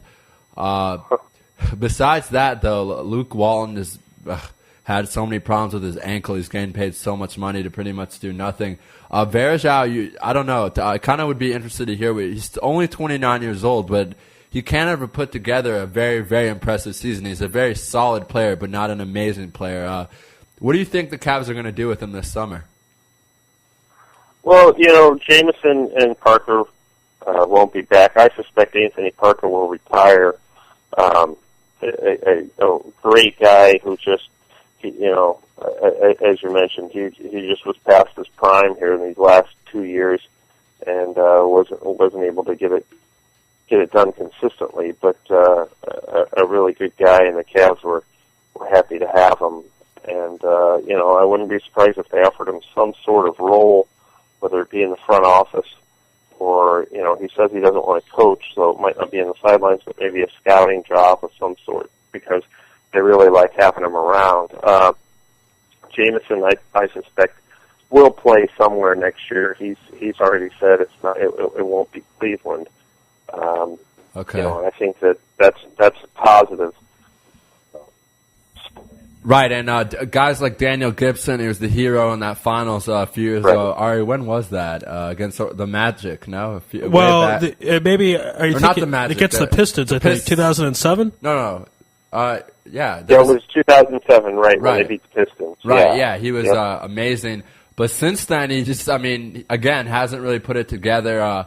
This team just has a lot of guys that just seem like they're guys who are trying out for a contract, like Luke Herringody from Notre Dame, Manny Harris, DJ Kennedy, a lot of guys who are probably 7, 8, 9 guys on other teams, if not 8, 9, 10.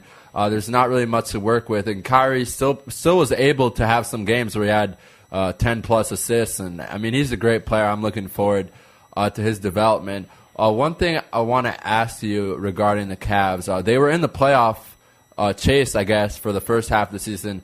Then they kind of fell off. Could you when LeBron got, when he left, people said that this would ruin the team forever and that fans would never be able to come back. At least this is what people were saying outside of Cleveland.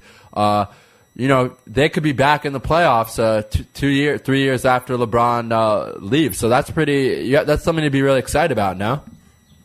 Oh, yeah. Well, I think, they were right there in the playoff chase, and within a game, sometimes they were in the 8th spot, and then the All-Star break and the trading deadline came, and they had the injury. One of the big things was the trade of Ramon Sessions, which they really wanted that pick, and that I think the players maybe got a sense that, okay, we're conceding this, season to get back into the lottery. So. You're exactly right, though. They have a lot of guys who just haven't been able to quite put it together.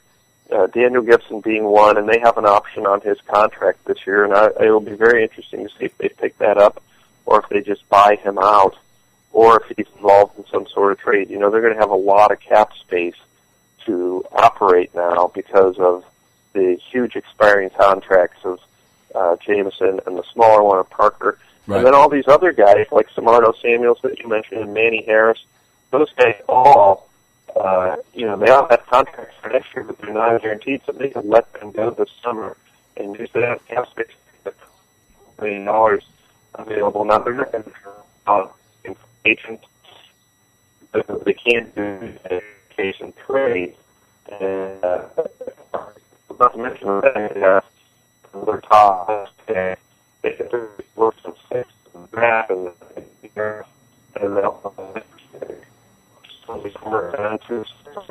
real 5 second round. It's 3 Ross this year on Birdie.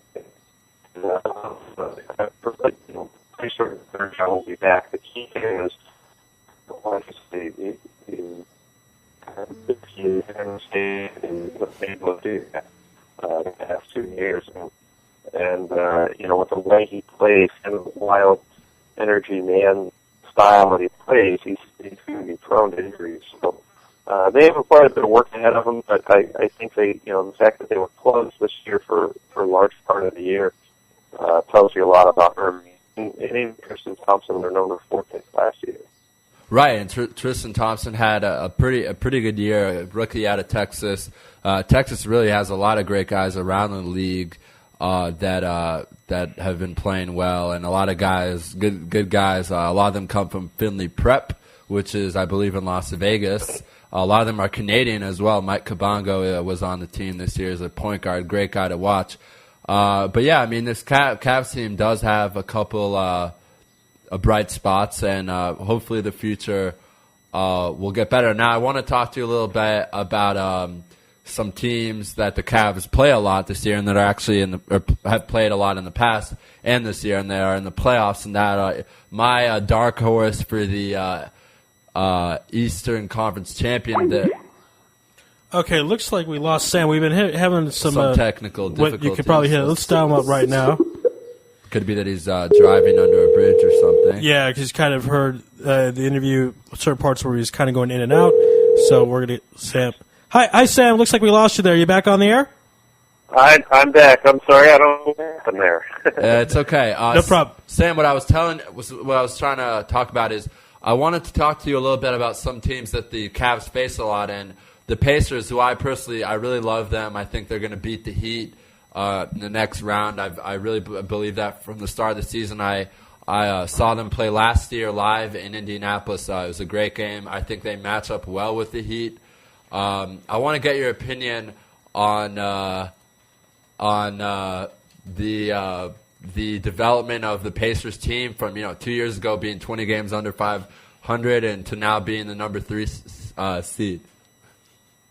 Well, I think you have to start, with some of the moves that they made, that Larry Bird made in bringing in some players, namely David West. And the one thing I did like was when they did make a coaching change with Jim O'Brien, who was the coach before, they just brought in one of his assistants. And I think that as a player, Larry Bird really valued the continuity and small changes, and only changes for the better, and not taking steps back when he was with the Celtics. And I think that he learned his management style from greats like Red Auerbach, who he played not for, but Red Auerbach was the general manager of the Celtics there. And I think Larry has kind of taken that approach with the Pacers and kept guys like Granger there, and he's added Paul George and George Hill and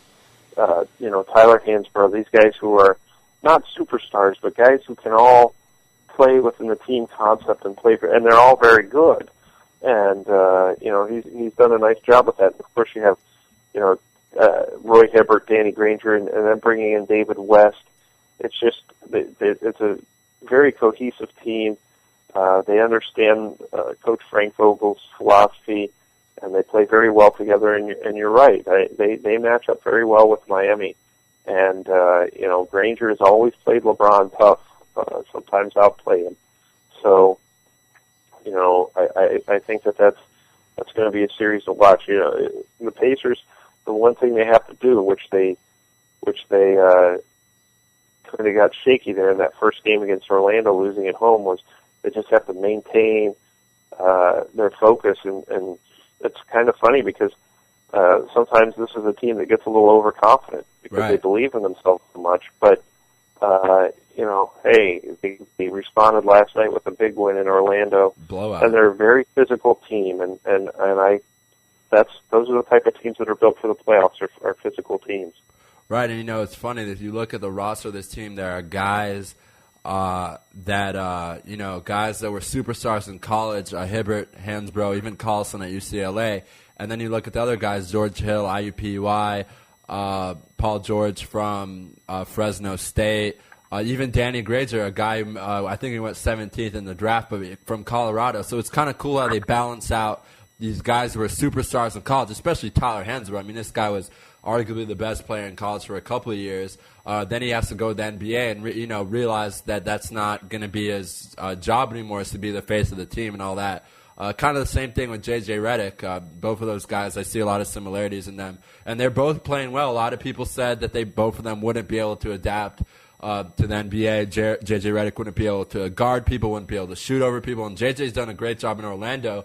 And Tyler's had a really good season. There's been some games where you look at his line and 24 points, 12 rebounds. I just personally like this Pacers team. Next team I want to talk about, another team that's kind of struggling, and a team that used to be the power of the power in the East. I'm talking about the Detroit Pistons. They've been struggling now for a couple of years, maybe even more than that now. They have some young talent. They have Greg Monroe. They have Brandon Knight. They have some nice pieces there, but what do you think they need to do to get back to being, that number one team in the East every year? Well, you're right. Brandon Knight had a really nice rookie year, and Greg Monroe is a promising young big man, and those two pieces right there are two good places to start, along with Lawrence Frank. I thought he did a very nice job there this year based on all the other things. One of the things they're going to have to do, Raphael, is change, try to get rid of some of this quote-unquote dead weight. They've got the huge contracts with Charlie Villanueva and Ben Gordon, which are not going to be able to move anytime soon. I think that they're going to have to figure out a way to incorporate those two into their plans, but and hope they get better leadership from them. And, they also have Tayshaun Prince, who's getting up there now, but he's still a major contributor. You know, a key for them will be just like anybody else, drafting well and trying to fit those pieces around them. You know, Detroit's not a big free agent destination either anymore. So, but like you said, it's a proud franchise, and I think that, you know, with a trade or two here and there and a striking gold in the draft again, they could be right back near the top probably within, you know, if not next season, the season after that. Right, and, you know, it's scary to think of what if Ben Gordon stayed on that Bulls team and didn't leave for the huge money offer from the Pistons. That Bulls team, I mean, they're talented enough, but if they had Ben as well, that would have been crazy. But, yeah, I agree with you. A couple they're, of course, known for drafting Darko Milicic at number two, 2003. In 2003, that was a big mistake. They lost on Chris Bosh, Dwayne Wade. Carmelo Anthony, of course. Carmelo Anthony, yeah. I mean, I still don't understand it. I think Darko's playing right now in Memphis or Minnesota, I believe. Who knows? I mean, this guy's trying to get some minutes. He's still young, though. We'll see. Maybe not that young, I guess. Actually, he's not that young anymore, is he? He's probably 29, 30.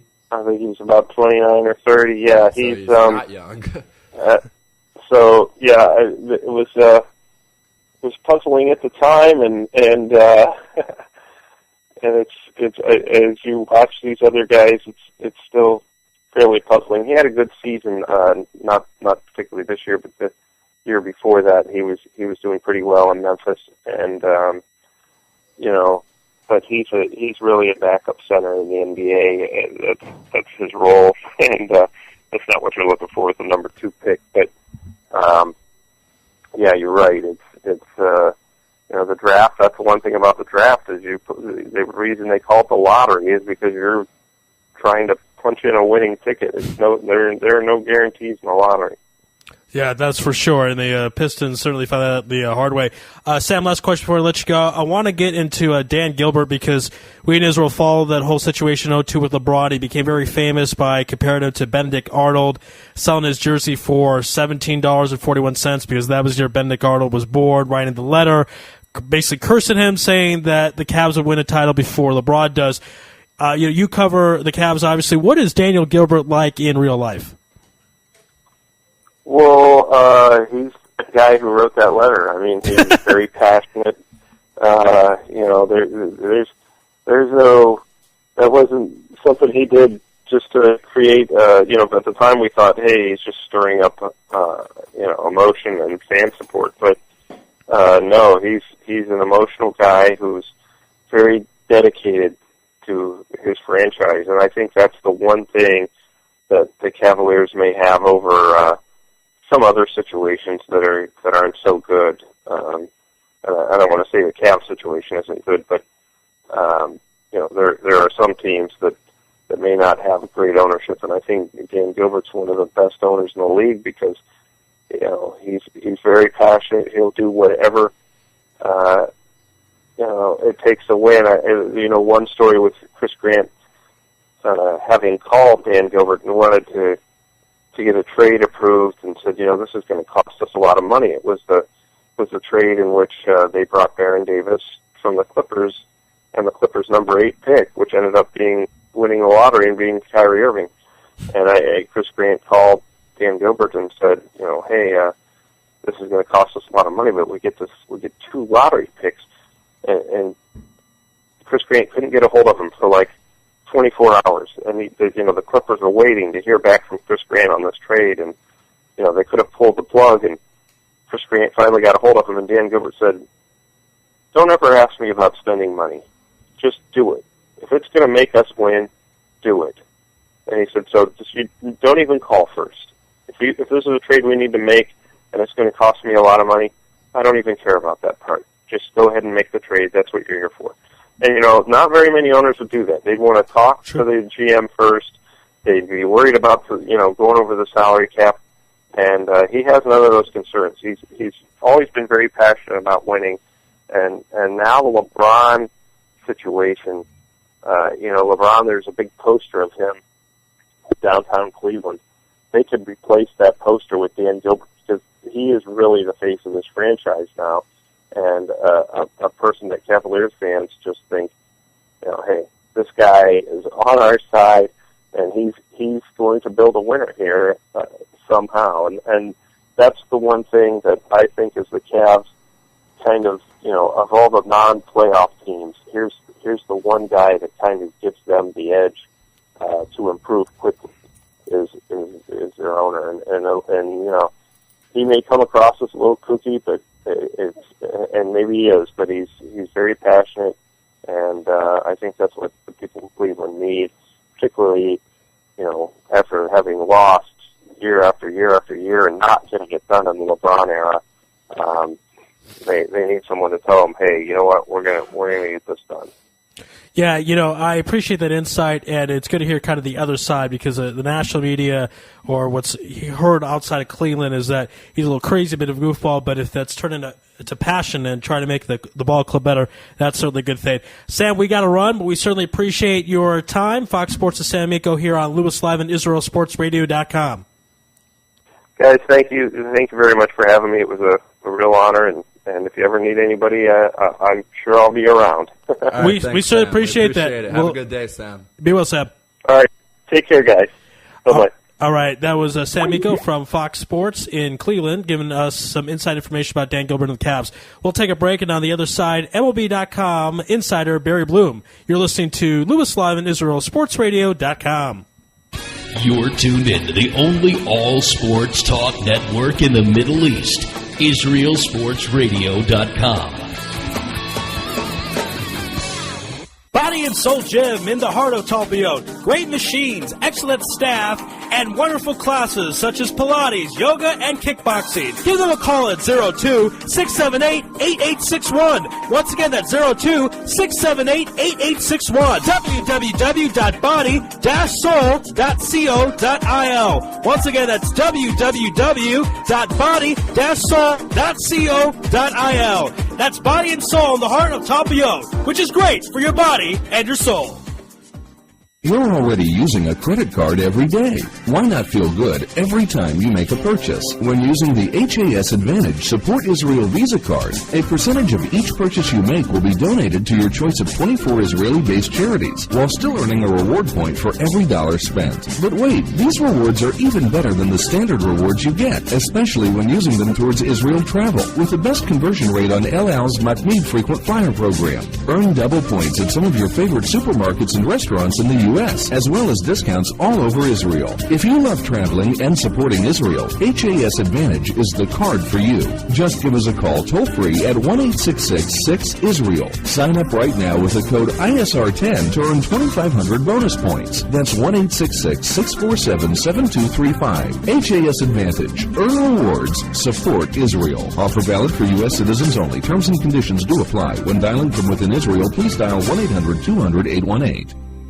Israel Sports Dynamics specializes in football consulting, equipment, uniforms, and more. Great brands such as Nike, Russell Athletics, Shutt Sports Products, and many more. Just one call away. With over 30 years coaching experience with university and professional athletes, Terry Hill, owner of ISD, can advise you for all your sports needs. Call 054-581-3248. That's 054-581-3248, or visit our website at www.isdisrael.com.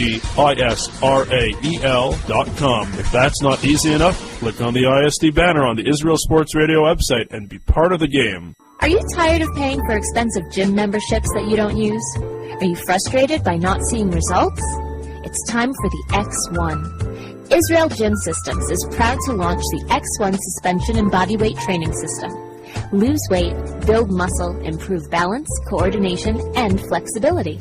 With your purchase of the X1, you'll receive a free membership to IsraelGym.com and access to our archives of videos and exercise plans. Sign up today at www.IsraelGym.com and get ready for the new you. Israel Gym X1. Higia Hazman. DJ Venom. DJ Venom. DJ Venom. DJing parties throughout Israel. Birthday parties, weddings, club events, bar mitzvahs, bat mitzvahs, and much more. You pick the type of music, and DJ Venom will turn your event into the party of the year. Available Sunday through Thursday. Call 952-6506 or email djvenom1984@yahoo.com. That's 052-952-6506 or email djvenom1984@yahoo.com. Book your party today. That's DJ Venom. Broadcasting live from Israel. IsraelSportsRadio.com.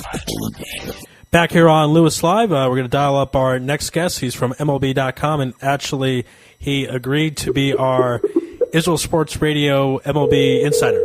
Right. So it's Barry Bloom. Absolutely. It's the third or fourth time out we're going to talk about the AL East, the NL Central. I mean, everything. Everything. It's always Sports Radio. It's how we do it. Right. It's always good to have Barry. Hello. Hi, Barry. This is Ari Louis with Louis Live and IsraelSportsRadio.com. How you doing out there? I'm great. How are you?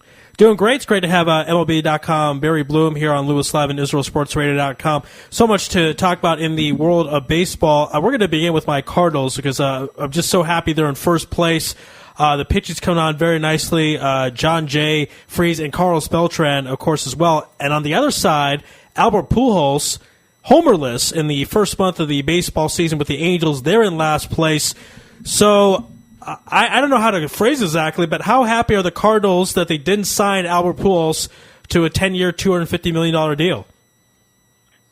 I think it's basically short-term on Pujols.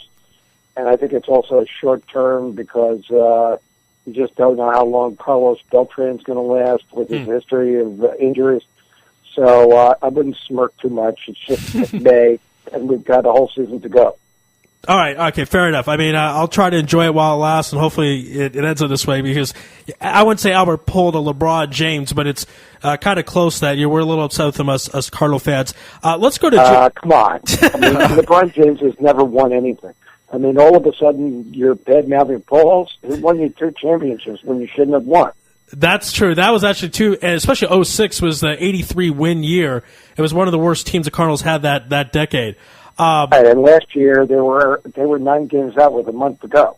Yeah, there was a big surge at the end, or you could say the other way, the falling out. And he hit 3. And I was at the game that he hit 3 home runs in the World Series in Game 3.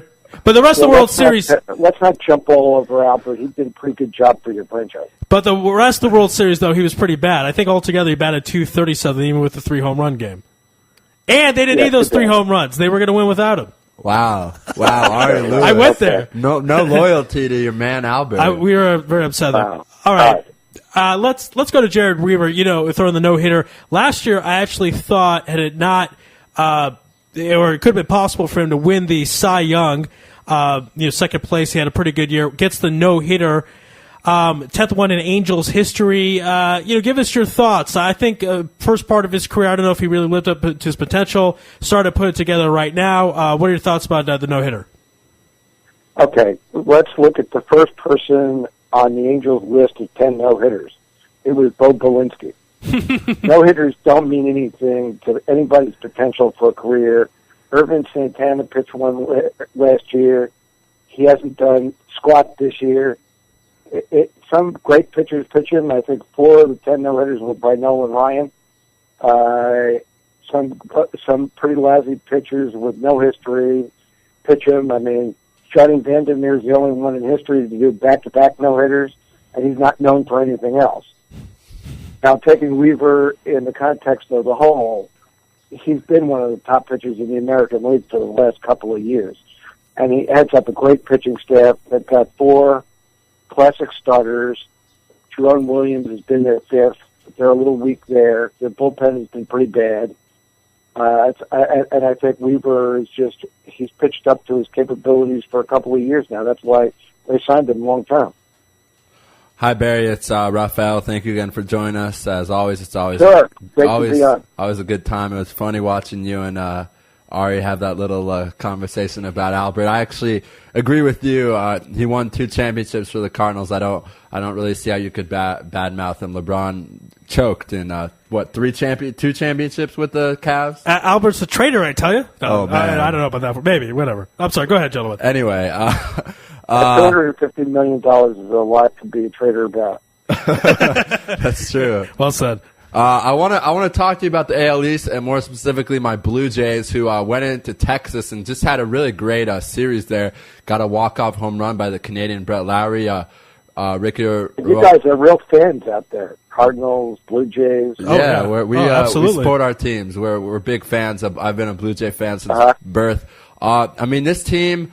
Are they legit? I mean, I know that there's some concerns with the offense. There's not a lot of hitting or a lot of batting. But Edwin Encarnacion is having a monster year. 9 home runs was his first in the major leagues, which is pretty impressive. And I just want to get your thoughts on the Blue Jays, and we'll move on to some other teams in the AL East.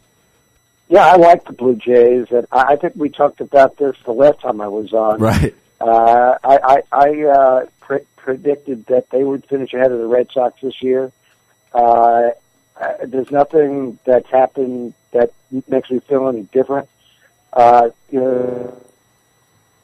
Going down with the way they rebuilt their bullpen doesn't help. And Cordero hasn't shown that, he's still a viable closer, particularly in the game the other night where he had 2 out, nobody on, and he coughs up the game anyway. And wanted to bulging a win out of it. But I just think that with the expanded playoffs, you could have 2 teams coming out of the AL East winning those wild cards this year. And the Blue Jays could certainly be one of them. Right, and I mean, fans in Toronto have been waiting for a long time. It's really a shame that in the Halladay era they were not able to do much. And of course, at one point they had Chris Carpenter in Halladay. That was pretty special, but that was a long time ago. But yeah, okay, moving on to the Red Sox. They've started to play a little bit better. I think they've won 7 out of their last 11 or something like that, which, for Red Sox Nation, that's pretty good right now after all their struggles at the start of the year.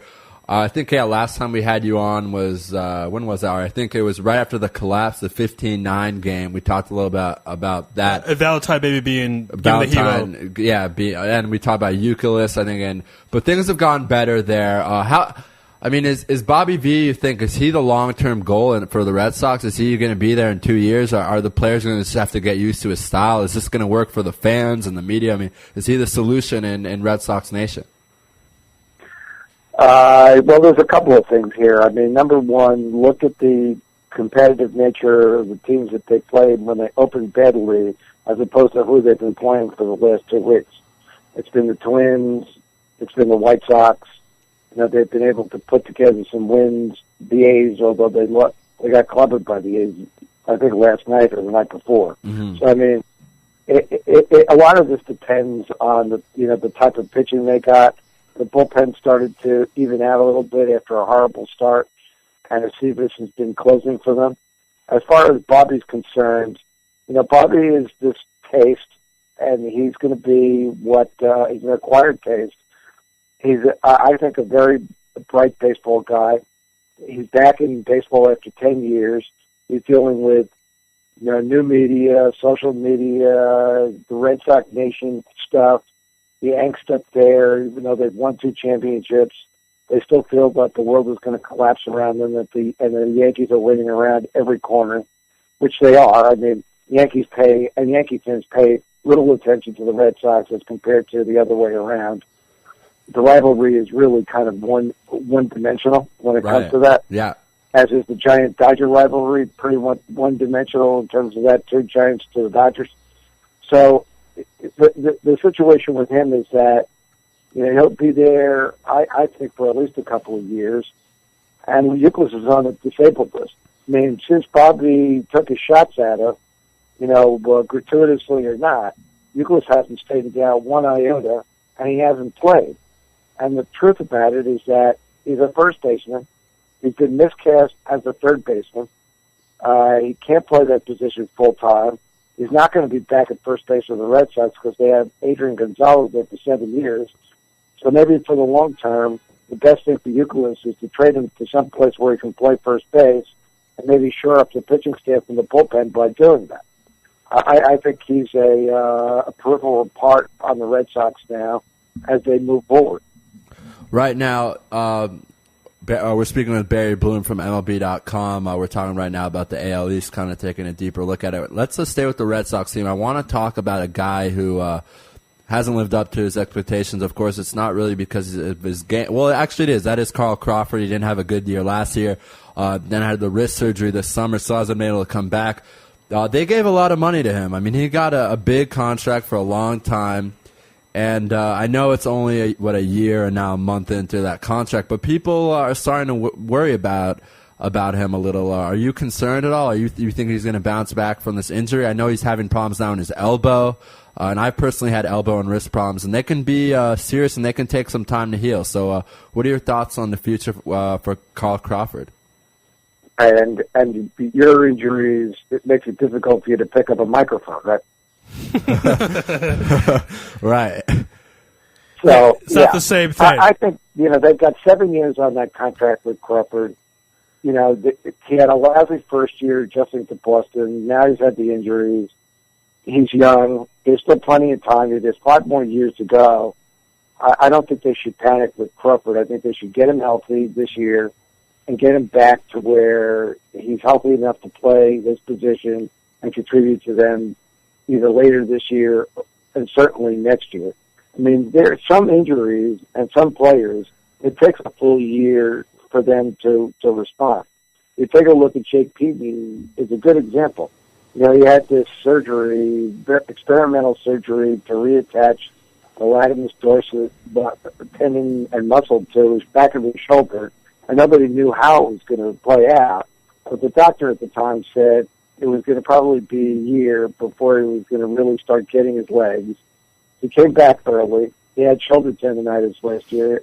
He pitched through it, and he had a kind of mediocre rebound year. Last month, he was American League Pitcher of the Month because all of that's behind him, and he was able to work out in the offseason, not just rehab the shoulder, but get himself into a situation where he could pitch.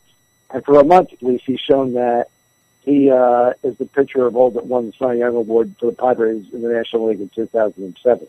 So I think there's a lot of time with Crawford. The difference with him and Pujols is that Pujols is a lot older, and this is where I part on these things. And I have a degree to a certain extent with Ari, although I don't have a rooting interest in it, and I'm not angry at him. But the point of the matter is that I'm very much in favor of giving long-term contracts to Teixeira and Gonzalez. When you're 27, 28 years old, of what I call first-flush free agents, guys who are going into the market for the first time after their 6 years, that's the perfect time to sign those guys to long-term contracts. You don't sign guys to 10-year contracts. You don't even know how old Albert is. Right. He says he's 31. He could be 33, 34 for all you know. That's right. And you're going to be paying, and basically you're paying him for what he did for another club for the long term, and hoping that you're going to get 1 or 2 championships as he heads down on the curve. And you also don't know what was involved with, performance-enhancing drugs, because the whole era is so tainted by everybody who played in it. And you have drug testing now, which basically captures people who are using older drugs, but there's always newer designer drugs that they stay ahead of, and the drug testing has to catch up to.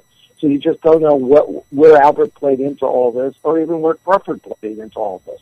It's all an unknown, and you don't have enough information to really determine, what's what and how it all fits into the picture.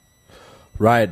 Really good point. Same with A-Rod. When he got that contract, he also was, 32 years old at the time, or 33, something like that. With the Yankees? Yeah, when they renewed it. Yeah, and I mean, he's not playing, he's playing okay, but he's not playing like a guy who's getting paid $27.5 million a year. So you made a great point. I hope our listeners were listening to that point, is that you said that he's getting paid for what he did in the past, and that seems to be a new thing in sports where you were an all-star for a year. Look at Vernon Wells. Oh my God, if you want to talk about a guy who got getting paid in the past, as a Blue Jay fan, I remember he had... Well, okay, but Vernon Wells was at least, he was signed long-term by the Blue Jays. Right. For what he did early in his career. He was young enough.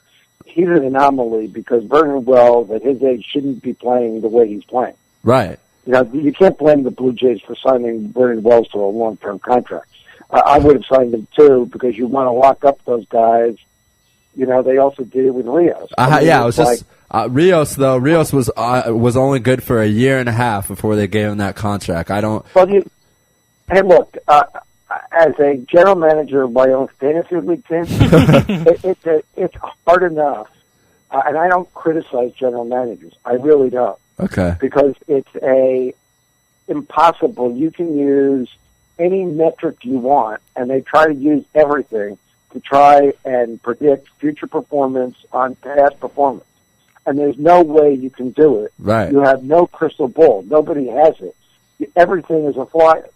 And you try to use, that's where sabermetrics came in, that's where Moneyball came in, where it was just, let's start broadening out the field here so that you have the old way of scouting, but let's add some new dimension to it and see if it helps. But none of it really is a valid predictor. You can come up with as many mathematical equations for how a player should play and what their curve is, and you just don't know because you don't know how personally what's going to happen to that player, what's happening off the field, how that person's marriage is, what the injury situation is. Are they telling you what their injury situation is? Right. Very good point. There are so many unknowns. Yeah, when it comes into this, you can't make a prediction. All you have to do is do the best you can. But the one thing I can tell you is that if you look at from baseball, the start of free agency in 1977 through now, if you look at pitchers for long-term contracts and older players for long-term contracts, they have the greatest chance of failure than first-blush free agents. Right, and I know I'm going to hate a little more on the Blue Jays. I'm not even hating. I'm just saying the B.J. Ryan deal, giving him $55 million for 5 years as a closer, and he was out of there for 3 years. I mean, I'm glad that I forget his name right now. Everyone in Toronto hate him. We have a great new young GM. I think it's probably the youngest GM in the league. But anyway, last thing I want to talk to you about before we move on to Ari, Bryce Harper. We don't have time to really get into. We could talk about him for hours, but that one throw he had that they actually called safe. Yeah. I've seen it over and over again. He was definitely out. He was out by a mile. Wow, I mean that was an amazing throw. What are your thoughts on Bryce Harper in his first 3-4 games in the MLB? My thoughts on this are that it's kind of the same thing as Eric Goldschmidt coming up with the Diamondbacks last year. He jumped from Double-A into the major leagues. This guy has like 4 home runs and 11 at-bats against Tim Lincecum. And then, he helped them get to the playoffs last year. And then this year, the league has caught up with them. They scout and over-scout. And this is the thing about the electronics that you have now. Bloomberg has this scouting system, which every team in Major League Baseball has the ability to buy. And most teams do.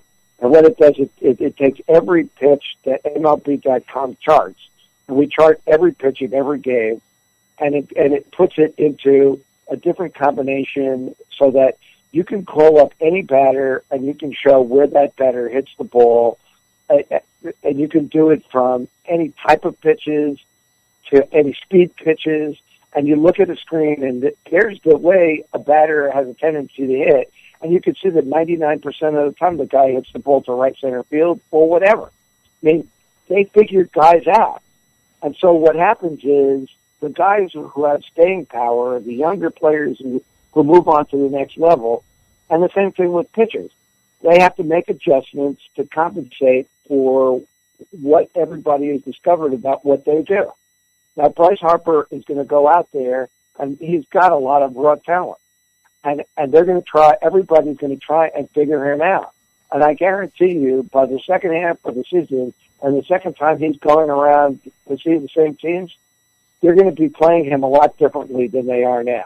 So let's see where he is in August as compared to right now. Right now, it's a phenomenal young talent that has the ability to play in the major leagues. And we'll see how the adjustments are made to him and how he adjusts back. And if he adjusts back, then you felt this is a tremendous player with a huge upside potential that goes just beyond his own talent. But if he doesn't, then he's going to beat Paul Goldschmidt hitting 150 with a homer and 8 RBIs. We're speaking with MLB.com's Barry Bloom. A few more minutes with Barry.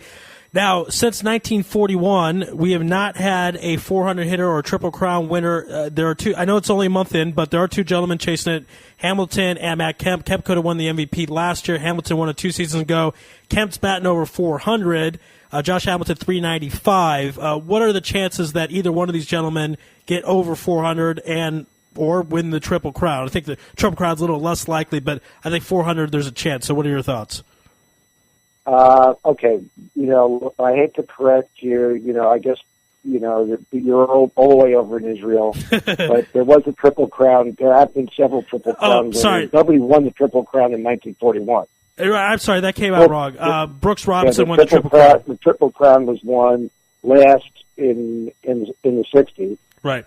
And it was Frank Robinson and Yazdi back-to-back. So it hasn't been done in the National League. I think since 1930.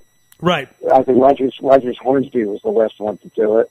And as you're right, Williams batted 406 in 1941, and nobody's done it since. And it's not going to happen this year either. It's almost an impossibility.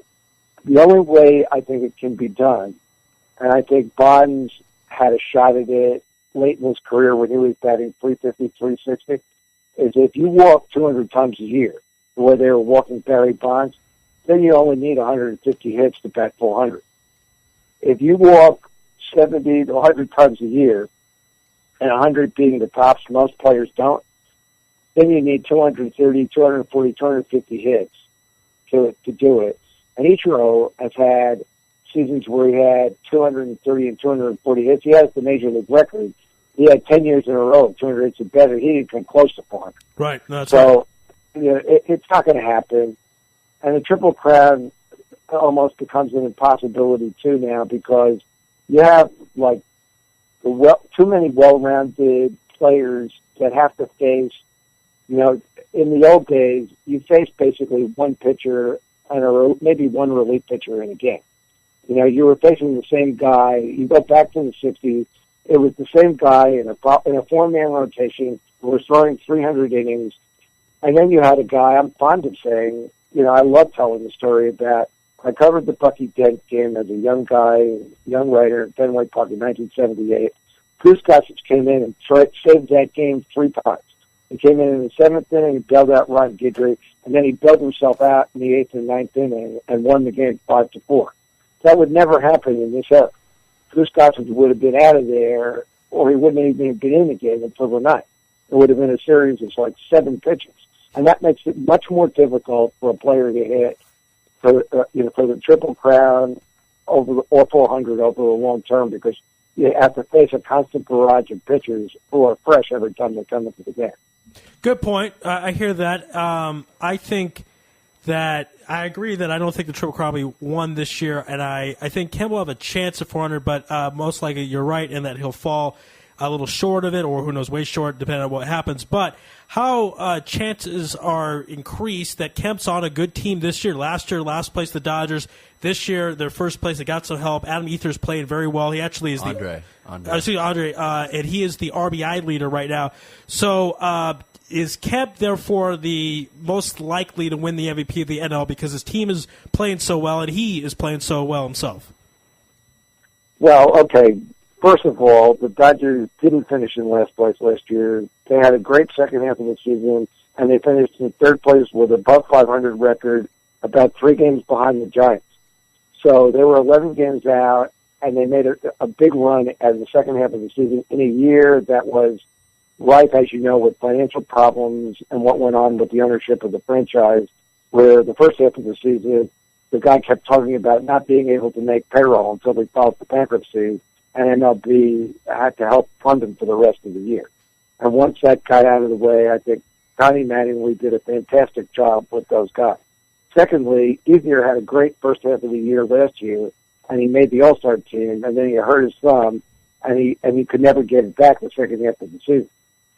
This year he's healthy, he's in a walk year, and every time you go into a walk year, some guys shrivel in a walk year, some guys excel. If he stays healthy, is going into a free agency year where he could make a lot of money next year, either from the Dodgers, if the Dodgers try to sign him, which they're trying to do now under new ownership, or he walks out and goes into the open market. There's so much money out there with the television money that's being spent by Fox that somebody's going to spend big money for each year. And if I were him, I would probably wait. But that gets back to your question on Kemp. And I thought Kemp, really deserved to win the MVP last year. Braun had Fielder behind him, and that was a big element to his winning the MVP, and Milwaukee obviously going to the playoffs. And I think you have a tendency, when a team goes to the playoffs, voters always have a tendency to say, and I do when I voted on these awards, who's the most valuable player of the team, and what did he do to help that team? And when you have players that are close, like Braun and Kemp were last year, then you go with Braun because he helped the team get into the playoffs. He was the most valuable player on a playoff team, as opposed to Kemp, who was the most valuable player on a team that had a great second half of the season and played above its head. Now this year, it's a different story. I mean, if the Dodgers make the playoffs, Braun doesn't have Fielder. Milwaukee's not going to make the playoffs. Ryan Howard's out. Utley's out. You look around the league, Pujols is gone. Fielder's out of the league. Joey Votto's had a slow start to the season.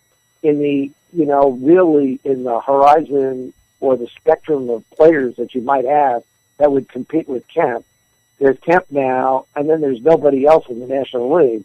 And because the Dodgers signed him long term, at least the National League is going to keep Kemp for a while.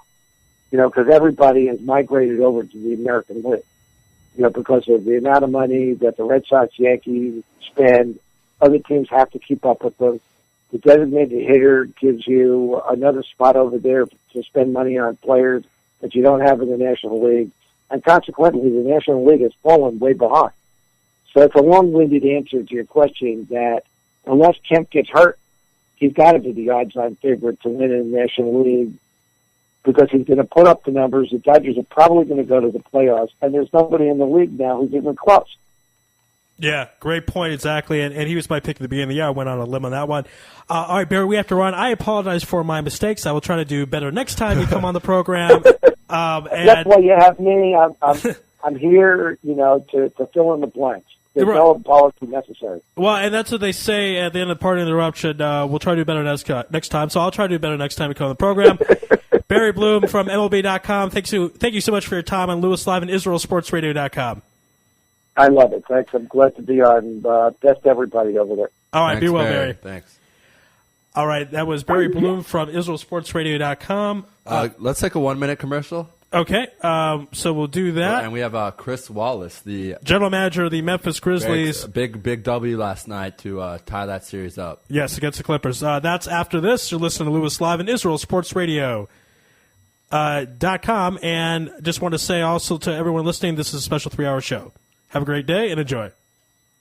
Offering the best of Israel at the best price, Shalom Israel Tours can help you make your next trip to Israel the adventure of a lifetime. Shalom Israel Tours will customize the trip to Israel for your family or group. Specializing in bar mitzvah packages, outdoor adventure vacations, wine tours, and more, Shalom Israel Tours is sure to inspire. So whether you're looking for a customized trip, a day tour, or a car rental, Shalom Israel Tours is here to help.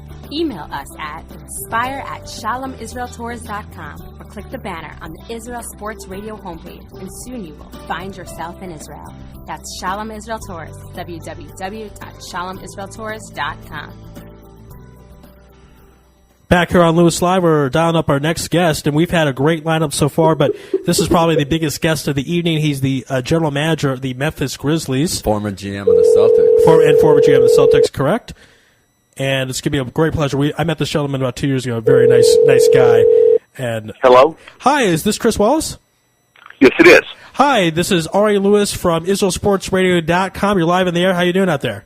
Fine, thank you. Well, for those just joining us, we're speaking with the general manager of the Memphis Grizzlies, Chris Wallace. Now, Chris, I don't know if you remember this. We met about 2 years ago at Hagov Sports Bar in Jerusalem. I was with Andy Gershman. Do you remember that? Yes. Yes. That was a fun evening. We were with another gentleman who was in the NBA, and Itai Ashkenazi, the son of Gabi Ashkenazi, was there, and also Allen Houston was supposed to show up, but he never did. Tell us a little bit about that trip. And my friend Steve Leibowitz of the IBA English News. Right, that's right. I believe was there, and Ruthie Bloom from the Jerusalem Post. So it was a star-studded evening there. Absolutely, and you were there, of course. People, wanted to talk to you. Certainly, was that trip to Israel? Tell us what else you did on that trip and how much that's. Well, really we were part of a group called Sports Power Plus of committed Christian basketball players, professional players, former professional players like Allen Houston, for example. Anthony Bonner, guys that have been in the NBA, some current players internationally, and NBDL, and we put on some clinics, but we spent more of our time touring. It was under the auspices of APAC, and we learned a great deal about Israel, the challenges facing her in terms of security. And it really gave me even a greater appreciation for my favorite country outside the United States. I'd made 7 prior trips, but none as informative and as overall rewarding as that trip. Well, that's great to hear, and I'm glad that not only did you take your time out of your schedule to visit Israel, I certainly hope everyone in America listening. Well, we came back last summer, too, for my 9th trip. Oh, wow. And okay. I'm hoping to get here if things break right in the fall for trip number 10 in the coming months. Oh, okay. All right. We'll certainly have to meet up again. If I know you're busy, but it was just so much fun meeting you, because a lot of times people see things in the media, they get scared, or they see it on CNN, what have you. They don't come to Israel. So tell everyone in America listening that they have nothing to be afraid of and they should come on and visit. There's no question all about it. They should come. You're no worse off from a potential risk standpoint than you are in the United States, to be honest with you. And it's just such a rewarding trip. The security's no better anywhere in the world, but just get beyond the security aspect and the current events. There's no country in the world that inch for inch offers a history and relevance to this day of Israel. Like you take the old city of Jerusalem. I tell people here from the Memphis area who haven't been to Jerusalem to put it on their perspective. You're familiar with the SEC conference in college sports here in the United States. Well, the old city of Jerusalem, the way I explain it is, it's about the size of an SEC college campus. And yet there's been no piece of ground in the history of the world that has been more coveted, more fought over, and is more relevant in the play and dictates world affairs to this day than the old city of Jerusalem. And so I just find it exhilarating anytime I can walk through those stone streets in the old city and anywhere in Israel. There's just countless places to go that historical interest, and it's a happening modern day country too. I feel like when I'm in Tel Aviv that I'm in Miami or Los Angeles, except many of the signs are in Hebrew. That's right. Well, I'll tell you, I'm glad you're saying all this stuff because you're pumping me up. I was in the old city today, and I don't want to say I don't appreciate it, but sometimes I don't think I recognize the historical value and the whole value in general of the old city. So sometimes it takes me hearing that to really appreciate it. So thank you very much for that. Don't take for granted what you have there now. No, absolutely, God forbid. And again, I really appreciate those words. One of the things I want to get to before we get into your work with the Grizzlies, you were the general manager of the Celtics when they drafted Paul Pierce. So you picked Paul at, I believe, number 10. Well, that was a team effort. Rick Pitino, our coach at that time, was president and was over top the whole organization. That was a 1998 draft. Right. And Paul Pierce unexpectedly slipped to the 10th position and was literally a gift from the heavens for the Celtics. He's absolutely he's a player that I believe right now he currently is second overall in career scoring with the Celtics, and that's a very illustrious list of players that are on their all-time scoring list. I don't think there's any question he'll have his jersey retired and one day hung in the rafters, raised to the rafters of the Boston Garden. And I also believe you'll see a plaque with his name inscribed upon it also in the future in Springfield, Massachusetts at the Basketball Hall of Fame. That's a caliber player and the productivity he's had throughout his career, which, what's now, 13 years? Right, 98 to 14, yes, 14, because 98 was the longest year short. Yeah, math's not real good. So he, he stood the test of time. He's an all-time Celtics great, so obviously that was a very beneficial draft pick to the franchise. Okay, and does anyone know why he slipped to 10? I mean, looking it over at the 98... Well, it's partly due to what I would call the process. So, we're in the age of pre-draft workouts, not only in the NBA, but you hear so much about the pre-draft workouts in the NFL. And you have guys run around cones and do vertical jumping, and Paul's not a great explosive athlete in those terms. And there was also some pretty good players in that draft, particularly some that came into play late in the process and got teams excited, for example, like a Dirk Nowitzki. And it doesn't take a great deal. Let's say you're projected the top 3 or 4 to end up sliding down if you get out of that point. Some teams may not need someone at your position, or they don't think they do at that time. Their depth chart doesn't indicate that. Maybe a particular player hasn't worked out for a team, and they won't take a player that hasn't worked out. So I think it was the workouts. Paul, from what I heard, he didn't work out for us. We didn't worry about that. I don't think he had great workouts. Now, he's had a great career so far, so it shows you how important the workouts are. Yeah, absolutely. I think a lot of teams get kicking themselves. That year, the number 1 pick was Michael O'Kane. I mean, and no offense to Michael, but he's no Paul Pierce. So I'm glad to hear from the inside. Well, ironically, the 2 best out of that draft, when you look back and judge the body of work for the totality of their careers, with the 9th pick, Dirk Nowitzki, and the 10th, Paul Pierce. That's right. Dirk was in that draft, too. Also slipped a little bit. It's funny. To do it over, they'd be 1 and 2, respectively. You could argue who would be 1 over the other. But it is weird. Sometimes we look back in drafts and you think, why did this player go down and go up? And so I certainly appreciate that inside information. Now, this will sound kind of a basic question, but we have a lot of people listening, so I want them to know kind of the scoop. As far as a trade occurring, sometimes it's just someone calls up and says, hey, I need a point guard, and you say, well, or hey, I need this, or hey, I need that, or you're with someone, a buddy at a restaurant, he's a general manager of another team. How do trades formulate, if you will? The seeds which bloom in the trades are planted many different ways. Sometimes you'll read about a team that's having a problem with a player. Maybe he doesn't want to be there. There's a contractual issue looming. There's something that's going to cause that player probably not to be with his current team long term.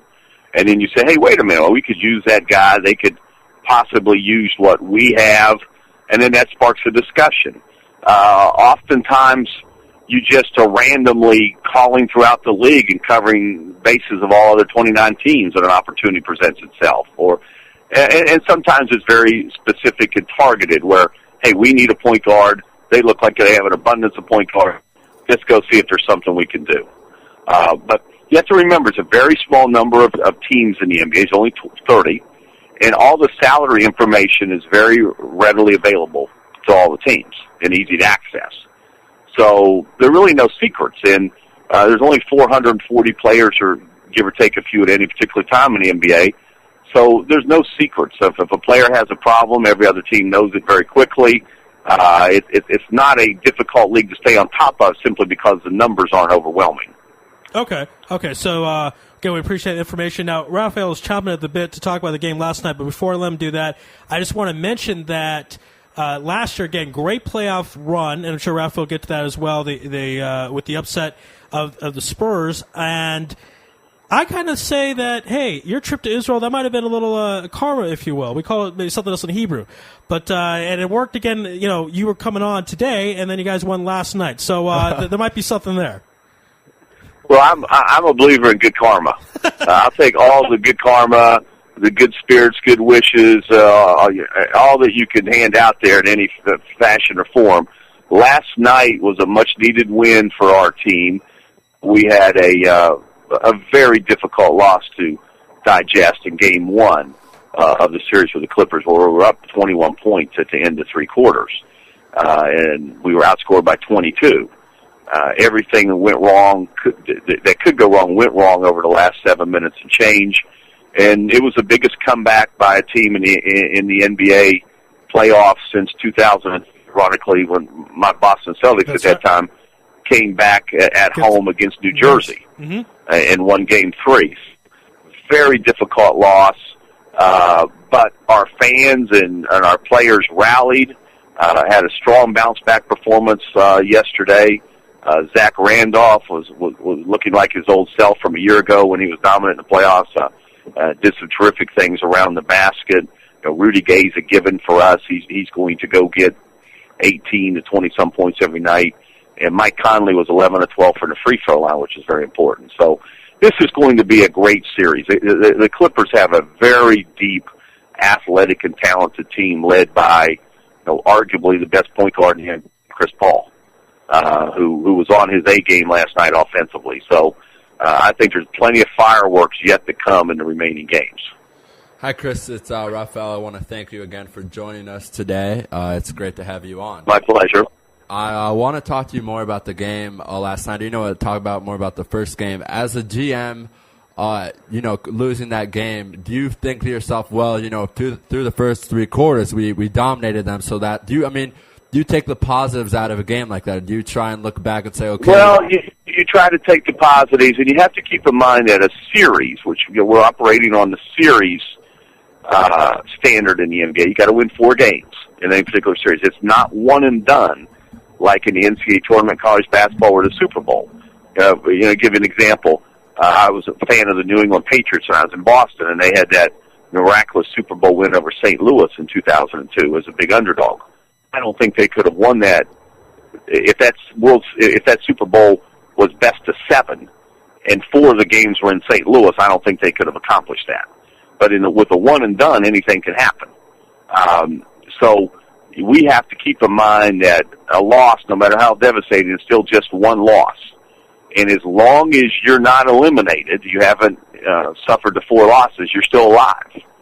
And so you have to take every game as it comes, every possession, and focus in the here and now, and control what you could control, which was last night. So now we're back 1-1. We don't have the home court advantage right now, but we have to go out somewhere over the 3 games that are scheduled in L.A. and take that home court edge back. Absolutely. I mean, you guys had a great game last night. I want to talk a little bit more about Mike Conley, because I actually was in Indiana at the time. He was a point guard at Lawrence North with Greg Oden. And, there's all these funny rumors in Bloomington, where I lived, that at the time, I think, Mike Davis was the coach. And Mike Davis didn't want to said, I only want Greg Oden, I don't even want Mike Conley. And it's just funny to see how that ended up working out. Of course, Mike Conley went to Ohio State, teamed up with Oden. They went to the Final Four, was drafted, I think, in the top by you guys at number 4. So number 3, was it, Ari? Number four in the 2007 draft. Right, behind Oden went 1, Durant went 2 to Oklahoma City, and the 3rd pick was Al Horford, who's become an all-star, and who's greatly missed right now by the Atlanta Hawks in their playoff series with Boston. Absolutely, but I mean, it was a smart guy. It's so interesting to see how those stories happen. A guy who Indiana basketball didn't give a lot of faith in, and because I think Greg Oden was thinking of going to IU, and then he said, no, I only will go with Conley. So I don't know. I thought that was a pretty interesting story to talk about with you. The next thing I want to talk about, your team has the only Iranian national in the NBA. Of course, we're in Israel. There's all that stuff going on with Israel. I just wanted to learn, how do you guys scout a guy like that? How did you guys scout Hamed Haddadi? Well, the basketball world is a very small sphere. Hamed Haddadi was playing for the Iranian national team. Right. I believe it was the summer of 2008. And the NBA arranged for that national team to play in the, I believe it's called the Rocky Mountain Review, I think it's just the Utah Summer League, in Salt Lake City. And so they were playing, and we had a guy who was working for us, Gordy Chiesa, former college coach at Providence, among other spots, who was out there scouting that Summer League. And he said, hey, this guy's interesting. He's huge, obviously. He can block shots. If he would have been an American college basketball, I think he easily would have been a first-rounder. So we step up and take notice, and then his team goes over to China in the Jones Cup, a pre-Olympic tournament there in 2008. And he has big games against some guys that are in the NBA. And, our owner was very encouraging of Michael Heisley to take the risk. He said, hey, I haven't gotten where I am in the business world, which is, one of the richest men in the United States and the world, and has a conglomerate over 45 companies. He started from nothing. He said, I didn't get to where I am in business by not taking risks. Let's take a shot on this guy. And Hamid does not get great playing time with us, but he is a factor when he plays. He can block shots, rebound, play big around the basket. He has a surprisingly effective left hand, and he's a crowd favorite of our Grizzly fans at FedEx Forum in Memphis when he gets in the game. Right, and it's funny. I remember watching a game with the Cavs against your Grizzlies, and it was just really interesting to see Caspi on the floor with Hamed, with all the stuff going on in the world. But it's important to realize that that's between the governments and not between the people. We had the pleasure of having Arash Markazi, who is also Iranian from ESPN LA 2 days ago, and we really spent a lot of the interview talking about how what's going on right now in the world is between the governments, and people are people, and you should respect everyone. So I just thought it'd be interesting. That's right. I keep my relationship with Hamid on a basketball personal basis, not geopolitical. Neither of us, really have any power to control those events. Exactly. And he's a delightful man who has helped our team in the spot duty he's received in the last 4 years. And, again, is a favorite of our fans. So far, he hasn't played in the 2 games of the Clippers series. The matchups haven't really dictated that he get on the floor. But if he does get on the floor, well, he'll produce. He always does. Absolutely. And the next thing I want to talk to you about, you were in Boston, of course, as a general manager, and now you're in Memphis. What is it like going from, East Coast as it gets, New York, Boston area, all the way to Memphis? I mean, it's a great city. I was there this past summer. It's a really fun place to be, great food. But what was it like making that transition from a city like Boston? I've moved around a great deal, and I'm from a town of 8,000 people in West Virginia. Right. I didn't grow up next to Central Park or Manhattan or anything. So the 10 years that we spent in Boston were extremely rewarding, both from a professional and personal standpoint. Boston's one of the great cities in the world, and the suburban areas are fantastic. But you have to be prepared, not just in the NBA, but in any walk of life, to make a move from time to time to further your career, to take another opportunity that might be better suited for you at a particular time. And when I had the opportunity to come to Memphis, even as difficult as it was to leave Boston, I didn't hesitate because I felt this would be a fantastic opportunity.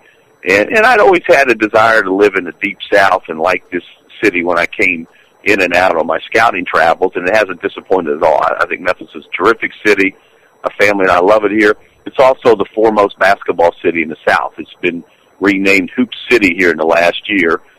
Because the Memphis Tigers collegiate program is very strong. We went deep into the playoffs last year with the Grizzlies, and there's a rich basketball tradition at all levels here in the city of Memphis. Yeah, that's a great point. We actually had the pleasure of interviewing Josh Pastor, and that was a lot of fun. It was right before the NCAA. He's made a great impact on our city and is very popular, and his program is. The interest level here is as great as it is in any college program around the country. You've had some big-time players come out of the high school ranks here. An Anthony Petty Hardaway, for example. It's very strong high school basketball here. And on the professional level, prior to the Grizzlies' arrival as the first NBA team in Memphis in 2001, there were ABA teams. Right. Back when that league was rolling. The Memphis Tams, in particular, we have on, I believe, 5 occasions worn Memphis Tams green and gold throwback uniforms. So again, even though this is football country in the Deep South, this particular area, Memphis and in the surrounding region, is definitely a stronghold for basketball as well. Yeah, and I understand that you guys have sold out all your playoff games going into last year, and you guys have a tremendous fan base. I know when I was visiting in Memphis, I was in the house of the people we were visiting. All over the house, they had Shane Battier jerseys and that kind of stuff. So I know the fans there are very loyal. And last year you guys has had, amazing run. Such an amazing run that I'd stay up sometimes till 6 in the morning to watch you guys play over here in Israel. Well, we appreciate your support. We're eager to cultivate new Grizzly fans wherever they are, even in a far-flung location like Israel. They don't have to just be here in the Mid-South.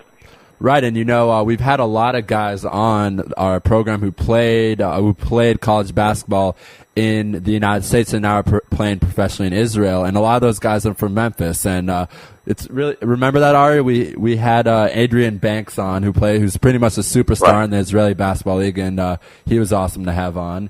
And then we had another. And he led the league in scoring from time to time this year. Was he play for? Is it Netanya? Yeah, wow, very, very impressive. Yeah. He plays for Netanya. He's trying to make a transition out of the Euro League, which is, more competitive. But yeah, he's a great guy. He's very, very big in the community, and Netanya, they love him there. He's head of an organization is involved with a thing where he helps with kids a lot, and he's a really great guy. We really enjoyed having him on. The last thing I want to talk to you about is, again, back something related to Israel and related, to Gilad Shalit. Of course, it was such a big story, not even just in Israel, let's be honest, everywhere in the world. And I understand that the Memphis Grizzlies organization was indeed in charge of helping Gilad Shalit get over to the All-Star game with the help of Aaron Tellem. So could you tell our listeners out there? Well, I think that's very nice you saying it overstates our impact. Gilad was coming to the United States. He's a basketball junkie, the highest order, and wanted to come to the All-Star game. And a gentleman that I know, and a journalist in Jerusalem, a dear friend of mine, Tal Ben Ezra, reached out and said, "Is there anything you can do to help?"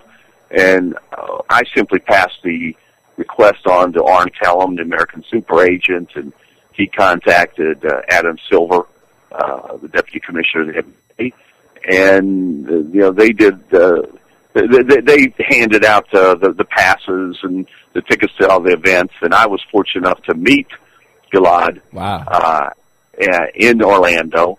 I had a brief meeting with him in a hotel lobby, and that was a real thrill for me as someone who's a supporter and of Israel and just has such love for the country. And I was just thrilled to play a very small part in passing this request along, and it was just a real joy to see the excitement and the enjoyment that he was taking out of All-Star Weekend. He just loved it and attended many events, and we're happy to assist him in any way possible with in his love of basketball and expanding on his love of the game. I mean, I think that's great that he's such a huge fan, and we're obviously huge fans of him, and we say our prayers every day that he's back in his homeland with his family and out of captivity. Yeah, and you know what? It really meant a lot to the people of Israel. It was very big in the media here. There was a very, very famous picture, I don't know if you've seen it yet, of Omri Caspi next to Gilad Shalit, and that picture is just really powerful. It was all over the media here, not just the sports media. It was on the front page of every newspaper. And I think they met at the All-Star game, or maybe not. Yeah, of course they met at the All-Star game, and that was a very powerful moment. So, as an Israeli citizen, I'd like to thank you for helping in that and being at least a part of that. Well, it was a real honor to get to meet Gilad, and again, he loves the game of basketball, and that's the beauty of this game. It's not just a competition, but it's something that really binds people together, connects people of different ethnic groups and races and religions and nationalities. It's a common worldwide language. As you probably know, basketball is, on the participant level, is the number 2 sport in the world, only behind, as we call it, soccer, but I guess the rest of the world, football, non-American football. Right. I've been fortunate enough, and this is really probably the most satisfying part of my 25-plus year career in the NBA with 7 different teams. I have had NBA teams pay for me to travel over 20 countries and over 50 cities. And everywhere I've been in the world, you'll run into individuals wearing NBA game jerseys of various players that follow the league closely. I remember our commissioner, David Stern, I read a story. He was in Nepal on a family trip, and he goes in an internet cafe, and there's a young man in Nepal, wearing Michael Jordan jersey, or one of our stars, Kobe Bryant, one of the players of that caliber, and is on the internet on NBA.com looking up information about his favorite teams and players. Wow, that's a awesome. great story. So the NBA is truly a global sport. Every year we have roughly about 18% of our player base is foreign-born, and our games are broadcast in over 40 languages and well over 200 countries. Truly a global game. Yeah, truly incredible. And just going back real quick to the Gilad story, I was on the radio when he was released, and just anyone out there who, you got to believe anything is possible when you see something like that, because last summer he was in Hellhole captive, and then the following February he's in an All-Star game in the NBA. So, anything is possible. And as Raphael said, thank you for your part in it. I'm sure you had a bigger part than you'd like to admit, but we hear a lot of humility from you, so thank you for that. And we have to run. We have to end the program, but we certainly thank you for your time here on Louis Live. The general manager of the Memphis Grizzlies, Chris Wallace, here on Louis Live and IsraelSportsRadio.com, and good luck in the rest of the playoff series. And we hope you win and move on in the playoffs. Thank you, guys. It's been a pleasure to be on your show, and I'd like to say hello to all my friends in Israel and look forward to returning to your country very soon. Absolutely. Thank you. Thank you, Chris. Yes, thank you, Chris, and we'd love to have you back here in Israel and hopefully meet up and talk some basketball. It'll be a lot of fun. Take care, guys. All right, be well. All right, that was Chris Wallace, the general manager of the Memphis Grizzlies. Very nice man. As I told Raphael before the show, I met him in person. Very nice man, not just on radio, but in real life as well, and he certainly proved that with his comments. Right. Yeah, very interesting interview. All right, we're going to end the program tonight. I want to thank everyone who was on it. It was a great, great show. And let's begin right at the beginning of the program. We had super agent and also author Brad Berkowitz, who's wrote a book about bachelorhood, kind of the other side of Sex and the City, the male version. And apparently it's been green-lighted into a screenplay, so keep an eye on that at a movie theater near you. Then the ISR United States Southern correspondent, Clenari Carter, who had a bit of an argument with Raphael. Yes, and then he tweeted me later that on one of his articles he actually mentioned the Pacers as being his dark horse, his dark horse. So he kind of agreed with me. I already told Annie on Facebook about your Pacers comment, and he had some comments on that.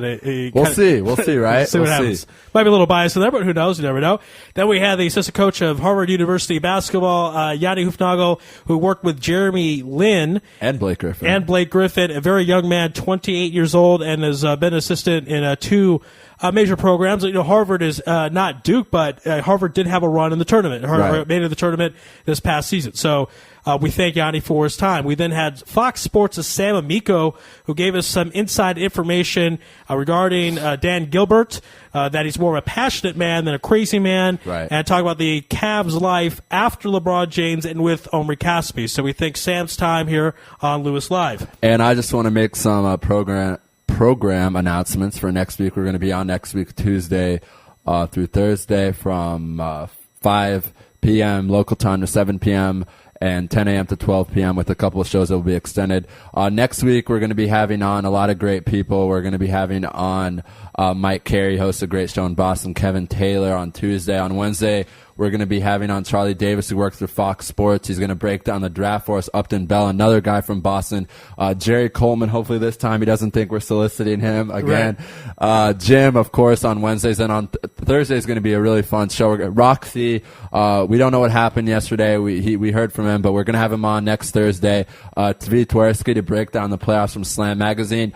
John Kincaid, who's ESPN Radio, national ESPN Radio. So next week we're going to have a great week. We're working on having more great guests. Just looking ahead, we're going to have Mark Stein again Dan Shulman and Tommy Smith towards the end of May. So it's going to be a great May. So stay with us on Israel Sports Radio. That's right. And just to wrap up tonight's program, then we had MLB.com's Barry Bloom, who you certainly can't say he is not an honest man. Gave it to me when I was wrong about the Triple Crown. I don't know how I made that mistake. I meant to say no Triple Crown winner in the National League in a long time. Of course, Frank Robinson did win it twice with the Baltimore Orioles in the 60s. So that was Barry Bloom from MLB.com. And finally, the general manager of the Memphis Grizzlies, Chris Wallace. A very, very nice man, a big fan of Israel. As Raphael mentioned, stay tuned for more programs throughout the month of May. But that's it for tonight. God bless and good night.